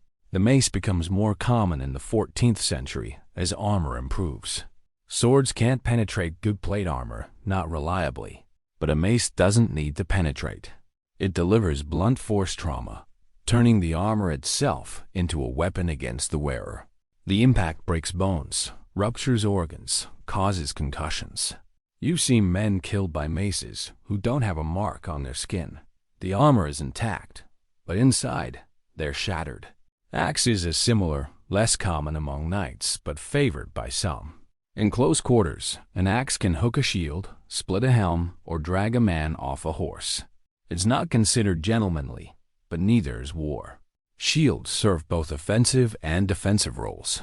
You carry one, usually kite-shaped or heater style, slung across your back or strapped to your forearm. It bears your coat of arms, a bright splash of symbolism amidst the mud and smoke. You learn to punch with it, to deflect, to absorb force. A good shield might save your life. A bad one might become your coffin lid. The shield is wood, covered in leather, sometimes reinforced with metal. It's heavy, awkward, tiring to carry. In battle, you hold it up for hours, your arms screaming with fatigue. But you don't lower it, because the moment you do, an arrow finds you. Shields crack and split. You've gone through dozens over the years, each one painted with your arms, each one eventually destroyed. There's something melancholy about that, the constant cycle of creation and destruction. When battle comes, your kit is both savior and prison. On the charge, you ride with couch lance, shield raised, visor down. Your world becomes a tunnel of noise and blur. Impact is sudden and absolute. You hit or are hit. You fall or you do not. And if you do fall, it is up to someone else, perhaps your squire, to drag you clear before the trampling begins. The clash of lance on shield is tremendous. The force travels up your arm, into your shoulder, rattles your entire body. Even if you strike true, even if you unhorse your opponent, the impact takes something from you. You feel it for days afterward. A deep ache in your shoulder, your ribs, your back. Some knights dislocate shoulders from the force of impact. Others break arms when their lance doesn't break cleanly. The violence is mutual, a transaction of pain. After the charge, if you are still upright, comes the melee. Sword drawn, you engage man to man. It is not graceful. It is a mess of grunts, blood, and clanging steel. You swing, you block, you pray. You aim not for heroics, but for joints. Armpits, behind the knees, visor slits, the weak points. Every knight has them, and if you don't find theirs, they'll find yours. Inside the armor, you're blind to anything not directly in front of you. Your peripheral vision is gone. You have to turn your entire body to see to the side, which makes you vulnerable. Knights work in groups for this reason, watching each other's backs, calling out threats. The noise inside the helmet is deafening. Every blow that strikes your armor rings like a bell. Your own breathing echoes, loud and ragged. You're shouting orders, warnings, curses, but you can barely hear yourself. The heat is staggering. Inside the armor, your own body heat has nowhere to go. Sweat pours down your face, stings your eyes, soaks your gambeson. In summer, fighting in armor is like being slowly cooked alive. You've seen knights collapse from heat exhaustion, their armor intact but their bodies failing. In winter, the armor is bitterly cold. The metal leaches heat from your body faster than you can generate it. Your fingers go numb inside your gauntlets. Your feet freeze in your sabatons. You shiver uncontrollably, even while fighting. There's a saying among knights: in summer, armor is a kill. In winter, a tomb. In the aftermath, assuming you survive, you learn the lesser-known role of a knight: repairman. You remove your armor piece by piece, every dent and scratch telling its own small story. If a rivet snapped or a strap tore, it's noted, recorded, and mended. Your sword is cleaned, inspected, re-oiled. Every weapon dulled must be sharpened. You don't sleep until your gear is ready again, because next time it could mean your life. The repairs are constant and expensive. A dented breastplate must be hammered back into shape. A cracked vambrace must be replaced entirely. Leather straps wear out and break. Buckles fail. Rivets work loose. You spend hours maintaining equipment. Hours you could be resting or training or simply existing. But the armor doesn't care about your exhaustion. It demands attention, constant and unyielding. You begin to appreciate the subtle differences between good steel and bad. You learn the smiths by name. Know which ones take pride in their work and which cut corners. The balance of a sword, the weight of a shield, the line where a helmet should rest against your brow, all becomes second nature. You grow fussy about details that once seemed trivial. The type of leather used in your gauntlets, the weight distribution of a new axe, the way a visor latches shut. These small things can mean the difference between life and death. Some knights personalize their equipment with flair. Engraved pommels, crests etched into breastplates, gilt inlays. You may do the same if coin and vanity permit. But beneath the ornament lies the same brutal reality. Armor is not costume. It is coffin prevention. Your armor becomes part of your identity. Other knights recognize you by it before they see your face. In tournaments, heralds announce you by your arms before your name. The armor is you in a way nothing else is. You've worn it so often that putting it on becomes ritual, almost meditative. Each strap buckled in the same order. Each piece fitted just so. The weight settling on your shoulders like an old friend, uncomfortable but familiar. There are downsides, of course. Armor is expensive. Your share of spoils from war or tournaments often vanishes into repairs and replacements. A good suit of plate can cost 16 pounds or more, the equivalent of 5 to 8 years of rent for a comfortable house. For most knights, it's a debt that follows them their entire career. You are constantly in debt to someone.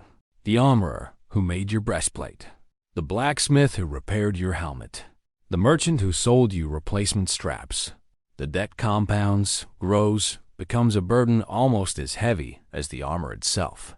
Some knights go their entire careers never fully owning their equipment. They're always paying it off, always owing someone.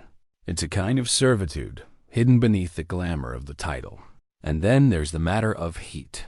Summer in a full suit of plate is like walking inside a forge, especially in the midday sun. You sweat buckets, faint if you're not careful, and attract flies with all the grace of a walking roast. You learn to recognize the signs of heat exhaustion in yourself and others. The sudden dizziness, the overwhelming fatigue, the desperate thirst. You learn to force yourself to drink water even when you're not thirsty, to rest in shade whenever possible, to pour water over your head and let it run inside the armor. It doesn't help much, but it helps a little. Despite it all, you come to trust your gear like a second skin.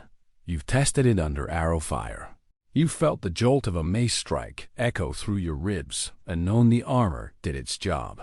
It protects, yes, but it also transforms. You walk taller in it.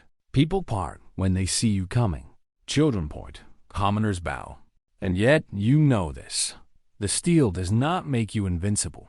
It merely postpones the inevitable. You can fight well, prepare thoroughly, wear the finest forged suit in Christendom, and still fall to a lucky spear thrust or a well-placed arrow. A knight's tools buy time, not certainty. There are gaps in every suit of armor. The joints must flex, which means they can't be fully plated. The armpits, the backs of the knees, the groin, the neck. These are vulnerable points, and experienced fighters know exactly where they are. You've been trained to protect these points, to keep your shield up, to stay mobile. But in the chaos of battle, mistakes happen. A moment of inattention, a slip in the mud, and suddenly there's a blade in your armpit and you're bleeding out on the ground. At night, when you remove your gear, you do so slowly, reverently. Each strap undone, each piece lifted away leaves you smaller, lighter, vulnerable. Beneath it all, you're still just flesh, bruised, stiff, and aching. And it's in those quiet moments, with your sword across your lap and your armor cooling on the stand, that you truly understand what it means to be a knight. You're not made of steel. You just wear it well. The armor, for all its weight and cost and discomfort, is necessary. Without it, you're just another man with a sword. With it, you're a knight, a force to be reckoned with, a walking fortress. But the fortress is only as strong as the man inside it. And you're mortal, tired, aging faster than you'd like.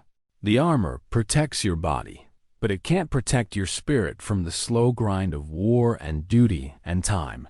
And so each day begins with the familiar ritual. Lifting, strapping, adjusting, checking. Your squire tightens the buckles and hands you your gauntlets, his eyes scanning for wear, for weakness. You nod silently and step once more into the shell of your profession, because no matter how tired you are or how many scars line your ribs, you are still needed, still bound to ride out, to raise your shield, to stand between danger and those who cannot. This is the life you built, plate by plate, blade by blade. This is the weight you chose to carry, and you carry it well. You are a knight, and the armor is both your pride and your prison. The years wear on, and so does the armor. You've had the same breastplate for a decade now, and it shows. The surface is scratched and dented from countless impacts. The paint has worn away in places, revealing bare metal underneath. It's been repaired so many times that parts of it are more patched than original, but it's yours. It's saved your life more times than you can count. You trust it in a way you trust few people. One day, Peter, your squire, now older and more confident, asks you a question while helping you don your armor. Does it ever get easier? The weight, I mean. You consider this. No. You say, finally. You just get stronger. And eventually, you stop noticing. But it never gets easier. He nods, processing this. Do you ever wish you could fight without it? Every day, you admit. But wishing doesn't change reality. The armor is the price of survival. We wear it because we must, not because we want to. And when we're old, he asks, what then? Then we train young men to wear it after we're gone. You say, that's how it works. That's how it's always worked. He falls silent, and you finish donning the armor in quiet companionship. Outside, the sun is rising, and somewhere in the distance, a bell is ringing. Time to begin another day. Time to carry the weight again. The sword at your side is not heavy. That's the first thing people get wrong. They imagine knights lugging around massive slabs of iron, weapons so cumbersome they require 2 hands just to lift. Hollywood loves this image. Reality is more mundane and far more lethal. Your sword weighs perhaps 3 pounds, maybe 4 if it's particularly long. The balance point is just above the hilt, which means the blade feels almost weightless when properly held. You can manipulate it with one hand, adjust your grip mid-swing, redirect strikes with minimal effort. This is by design. A sword is not a bludgeon. It's a precision instrument, and every ounce matters. The blade itself is roughly 3 feet long, double-edged, tapering to a point. The steel is good quality, folded and tempered by a smith who knew his craft. The edge is sharp enough to cut through cloth and leather, though not quite sharp enough to shave with. That would make it too brittle, too prone to chipping. The crossguard protects your hand, prevents an enemy blade from sliding down and taking your fingers. The pommel at the end of the grip serves as a counterweight and can double as a blunt weapon in desperate circumstances. Striking someone with the pommel, a technique called a mordhau, can be surprisingly effective. You've trained with this sword, or ones like it, since you were 14. You know its reach, its weight, its balance. You know how it moves through air, how it sounds when it strikes another blade, how it feels when it bites into wood during practice. You know, though you try not to think about it, how it feels when it cuts flesh. The sword is your companion, your tool, your symbol of status. But it's not your only weapon, and in many situations, not even your primary one. The lance is your true weapon of war, at least in open battle. 10 feet of ashwood, tipped with a steel point, couched under your arm as you charge. The physics are brutal and elegant.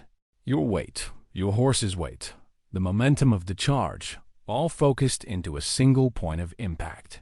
When a lance strikes a shield or armor, the force is tremendous.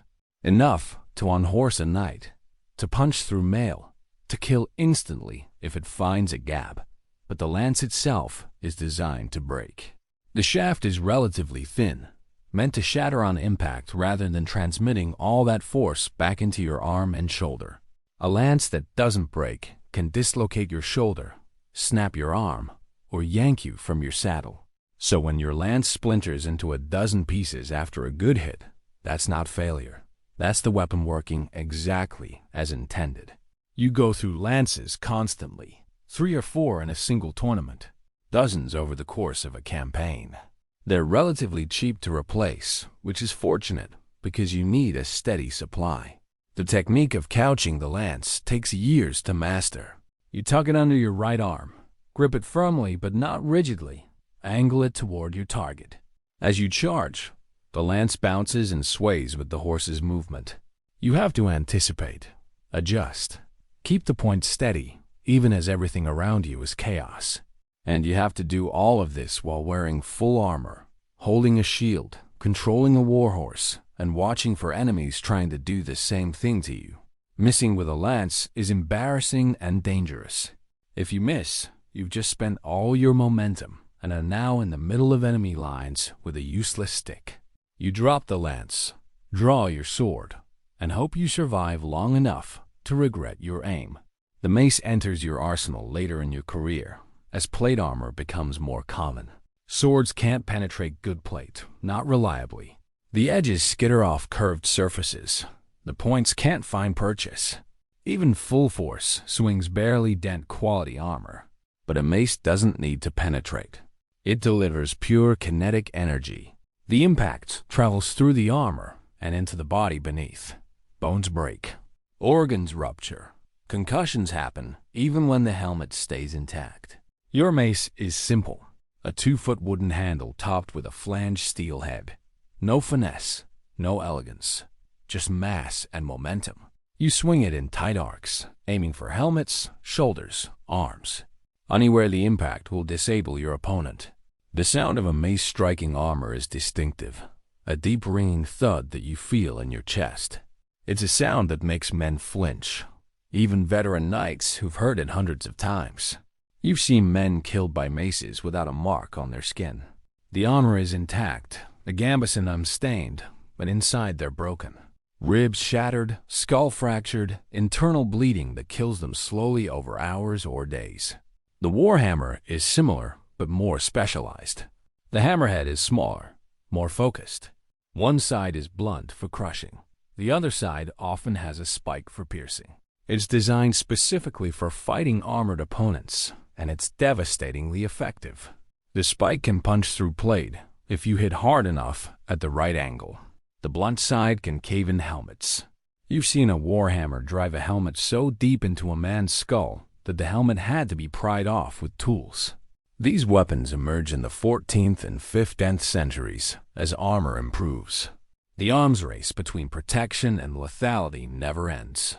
Every advancement in defense spawns new innovations in offense. The axe is less common among knights, more associated with common soldiers and mercenaries. But some knights favor them, particularly in close quarters. An axe can hook a shield, drag it down, expose the man behind it. The beard of the axe, the curved lower portion, is perfect for this. An axe can also split helms, crack shields, and in the hands of a strong man, cleave through mail.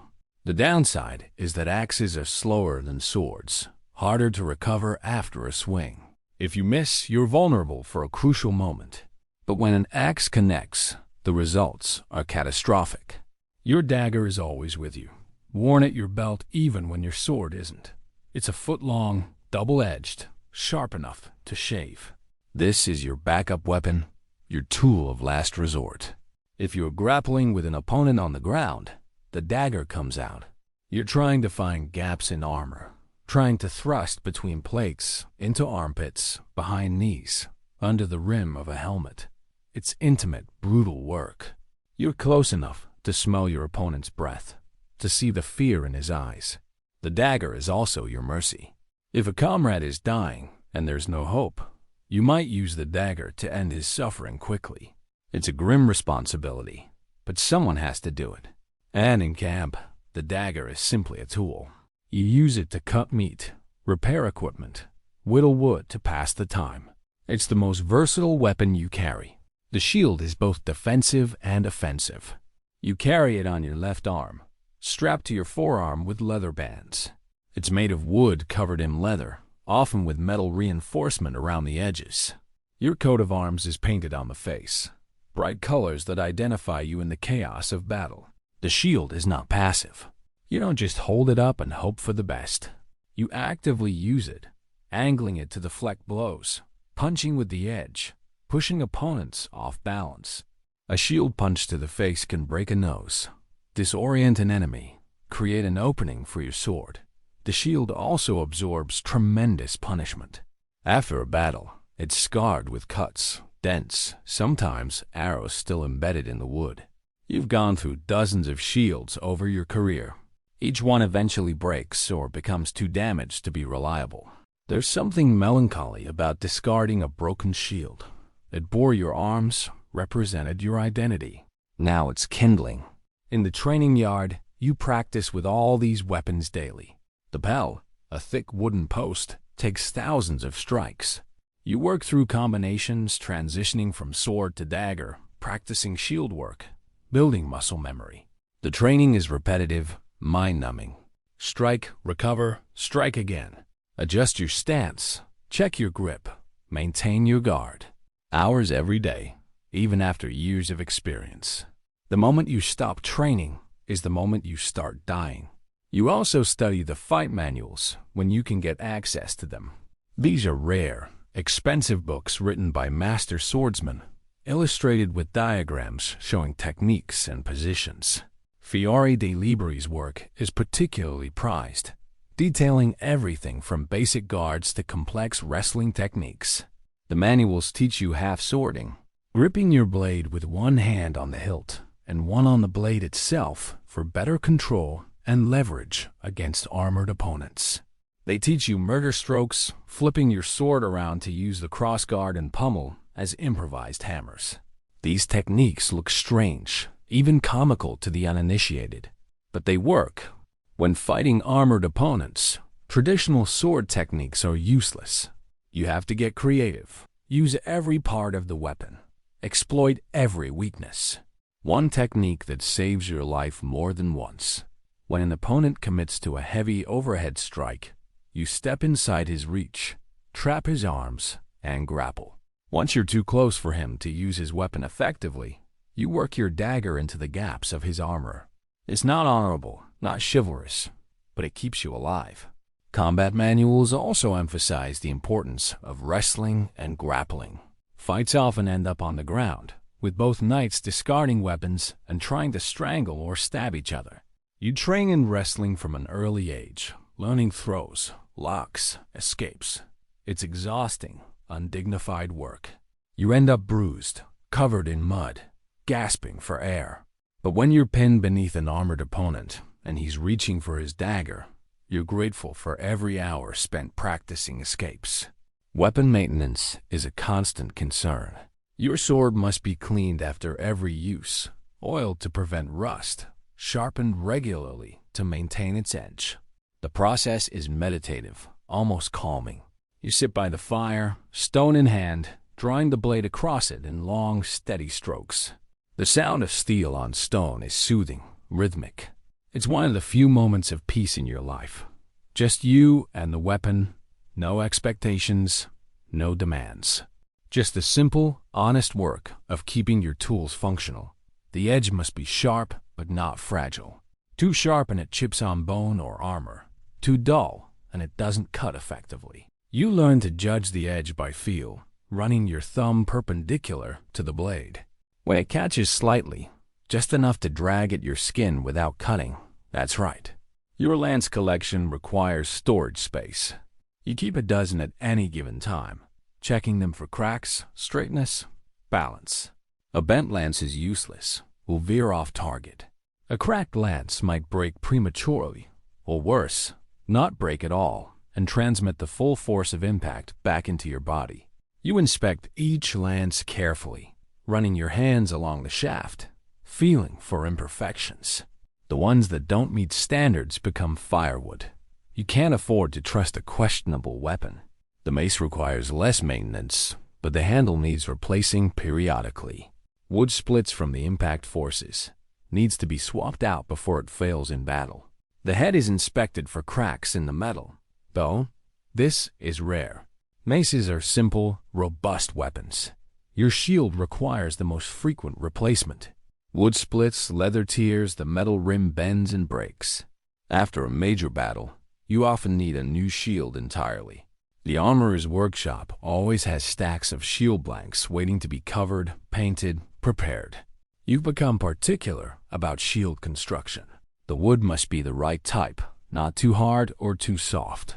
The leather must be thick enough to resist cuts, but flexible enough not to crack.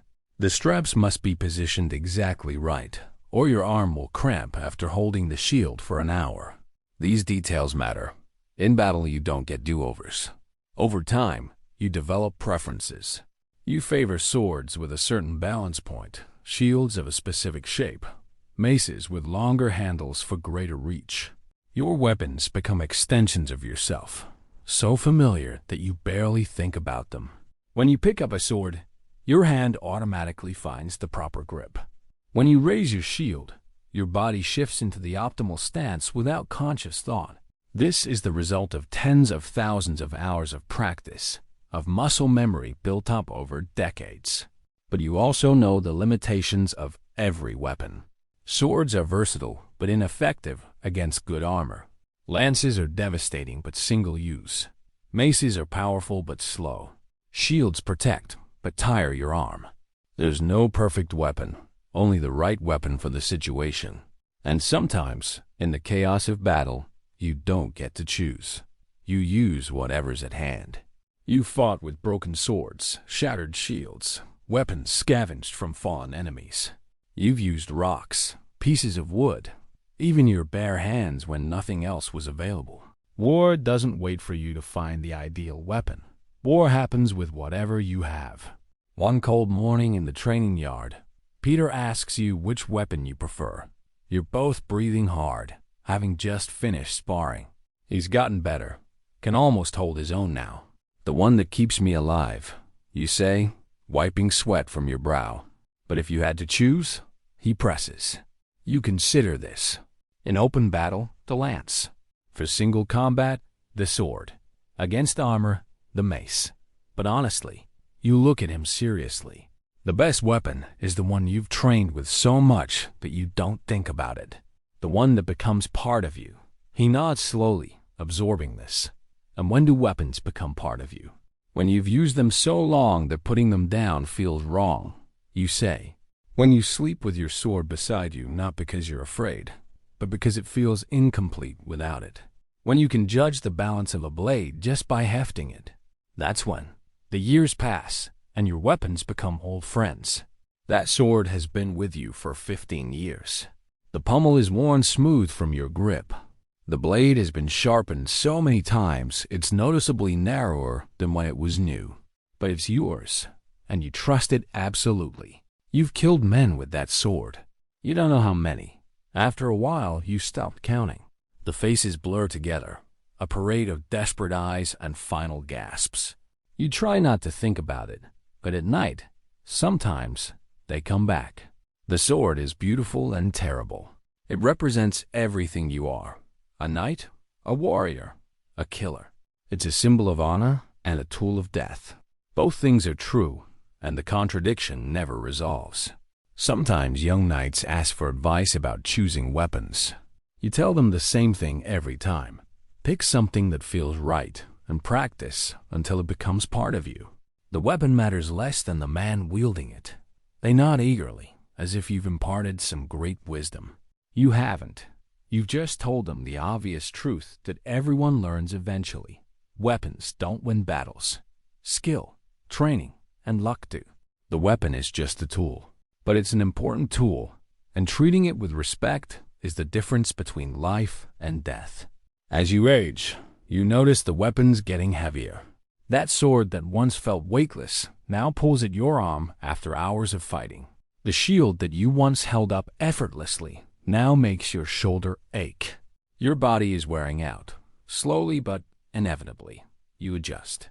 You rely more on technique than strength, more on positioning than speed. You let younger knights do the charging while you command from behind. But you never stop training, never stop maintaining your weapons. Because the day you stop is the day you're no longer a knight. You're just an old man playing dress-up in armor, pretending to be something you once were. And you're not ready for that, not yet. So each morning, you strap on your sword. You check the edge, the grip, the balance. You practice your forms, slower now, but still precise. You teach Peter the same techniques your masters taught you, the accumulated wisdom of generations of knights. The weapons will outlive you. That sword will be passed to another knight, who will wield it in battles you'll never see. The cycle continues unbroken, but for now, for today, they're yours. And you'll use them well. You were told there was a code, a shining noble creed to live by. Chivalry, they called it. The very words sparkled with promise, like polished armor in morning light. It was meant to define what it was to be a knight. Bravery, courtesy, honor, protection of the weak, reverence for the church. A lofty ideal written in elegant scripts and praised from pulpit and poet alike. And then you rode into your first battle, watched a man in full heraldic splendor trample a retreating soldier, and realized the code is more of a suggestion. Chivalry, in theory, is a code of conduct, a moral compass for those who carry swords. Rooted in Christian values and feudal loyalty, it began as a way to temper violence with virtue. The church, ever anxious about the havoc wrought by idle knights, took pains to transform you from a hired blade into a holy defender. You were not simply to fight, but to fight rightly. The official tenets vary depending on which chronicler or cleric you ask, but some themes remain constant. Protect the innocent, defend the church, serve your lord loyally, show mercy to foes who yield. Be honest, avoid unjust wars. Honor women, particularly those of noble birth.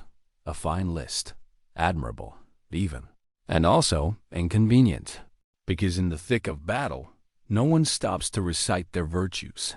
You swing, you survive. You follow orders, even if they involve torching a village suspected of disloyalty. You take prisoners, yes, but mostly because they're worth ransom. Mercy has a market value. The first time you see the gap between ideal and reality is at the siege of a small castle. The defenders have held out for weeks, exhausted, starving. When they finally surrender, your lord orders them executed anyway. All of them. Men-at-arms, servants, even the castle dogs. They resisted too long, he says simply, as if that explains everything. You watch men dragged from the keep, forced to their knees, beheaded one by one.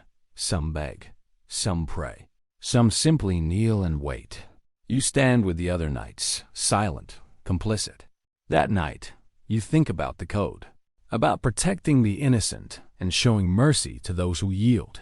You think about the gap between what you were taught and what you just witnessed. Sir Gareth finds you sitting alone. Bothers you, he observes. It's not a question. They surrendered. You say, they did. He agrees. And our Lord decided to make an example. Sometimes mercy is a luxury lords can't afford. Can't, or won't, he shrugs. Does it matter? We're knights, not philosophers. We serve. That's the code too, you know? Loyalty to your lord. Even when ... double quotes. He trails off, doesn't finish. Even when he's wrong, you think. Even when he's cruel. Even when the code we're supposed to uphold becomes meaningless. Protecting the weak sounds lovely in songs, but in the field, the weak are often collateral. If your lord requires a peasant uprising crushed, you ride. If a convoy of commoners stands between you and the enemy's grain supply, you don't go around. You go through. The poor admire knights from afar because they're rarely better off when one rides by. You remember a village you passed through during a campaign. The soldiers were hungry. Supplies had been delayed. Your lord gave the order, take what you need. What they needed, apparently, was everything. Grain stores emptied, livestock slaughtered, a girl dragged screaming into a barn. You told yourself you didn't participate, that just standing guard made you less guilty. But you stood guard. And that night, you couldn't sleep for the sounds you'd heard. The next morning, the village elder approached your lord. He was old, bent, trembling. My lord, he said, you've taken everything. How will we survive the winter? Your lord didn't even look at him. That's not my concern. Be grateful we left you alive. The old man opened his mouth, closed it, walked away. You never learned what happened to that village. You told yourself you didn't want to know. You told yourself you didn't want to know. As for honesty, it's encouraged, unless deception serves your lord better. A knight may be honorable in the abstract, but becomes remarkably flexible when land or legacy is at stake. Many a lie has been wrapped in noble language and delivered from horseback with great conviction.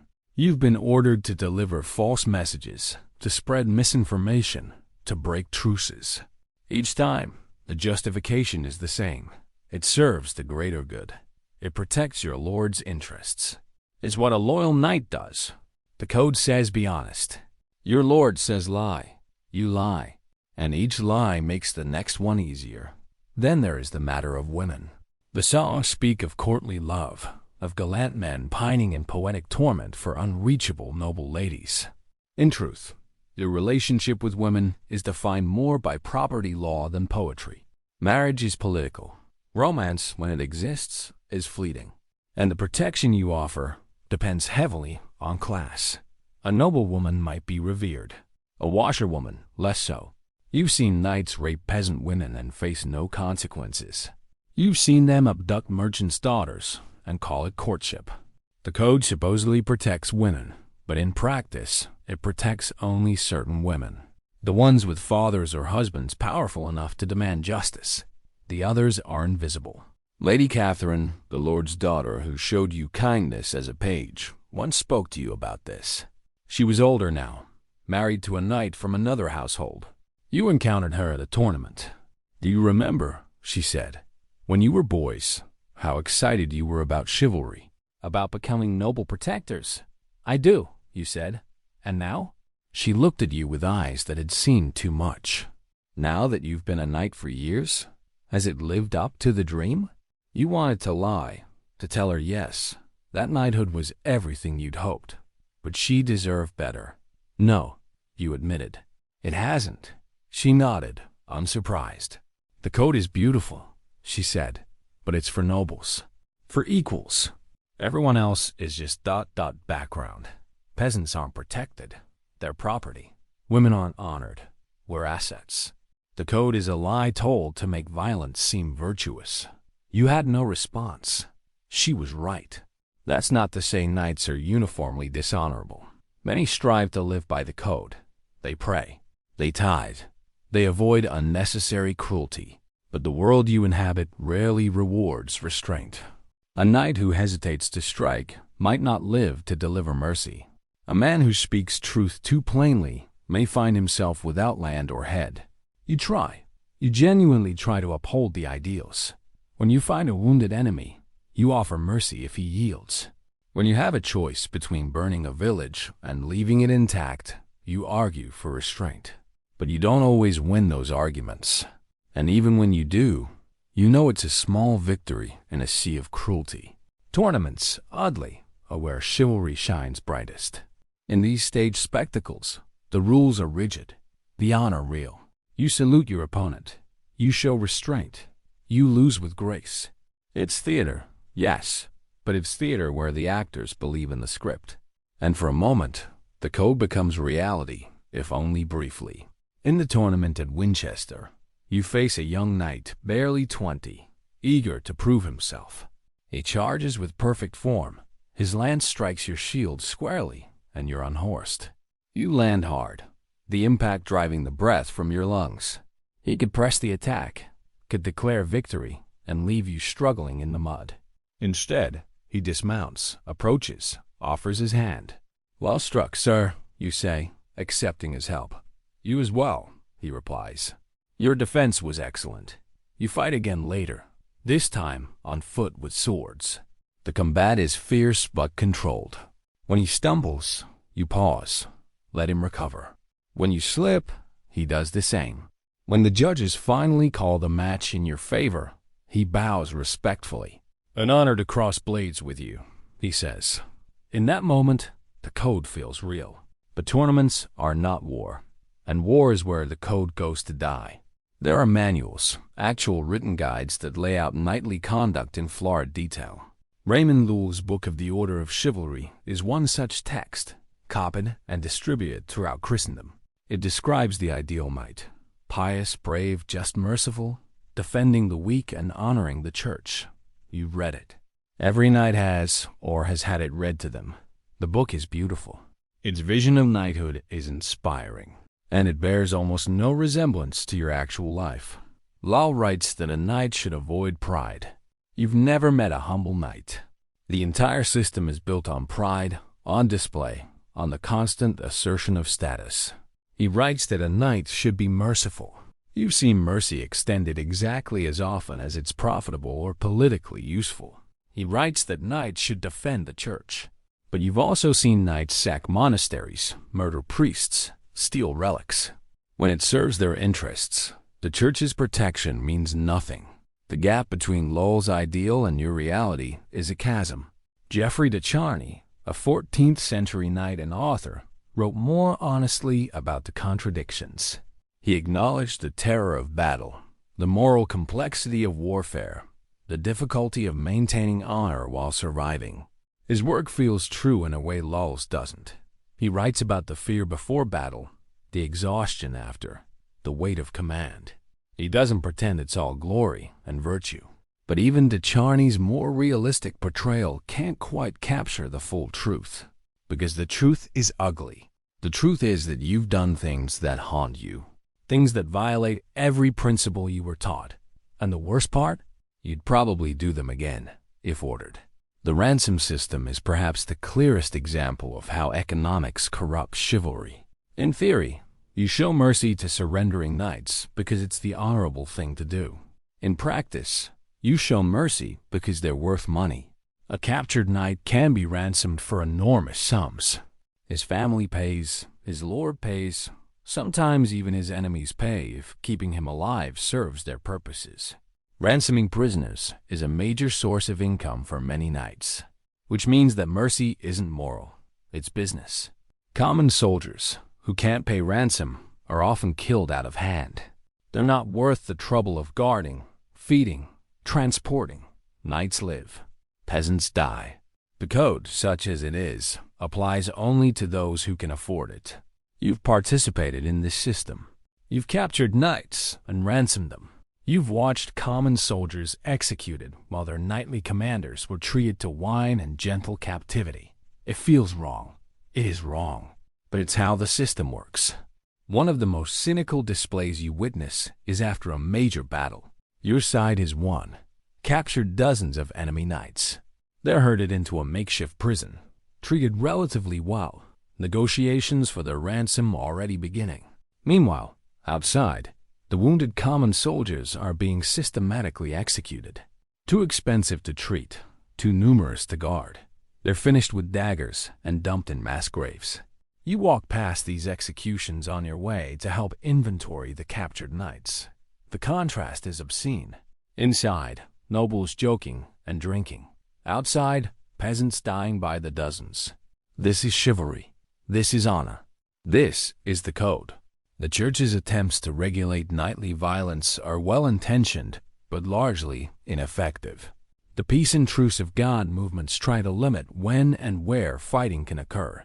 No fighting on Sundays or holy days. No attacking churches, merchants, or peasants. In theory, this should help.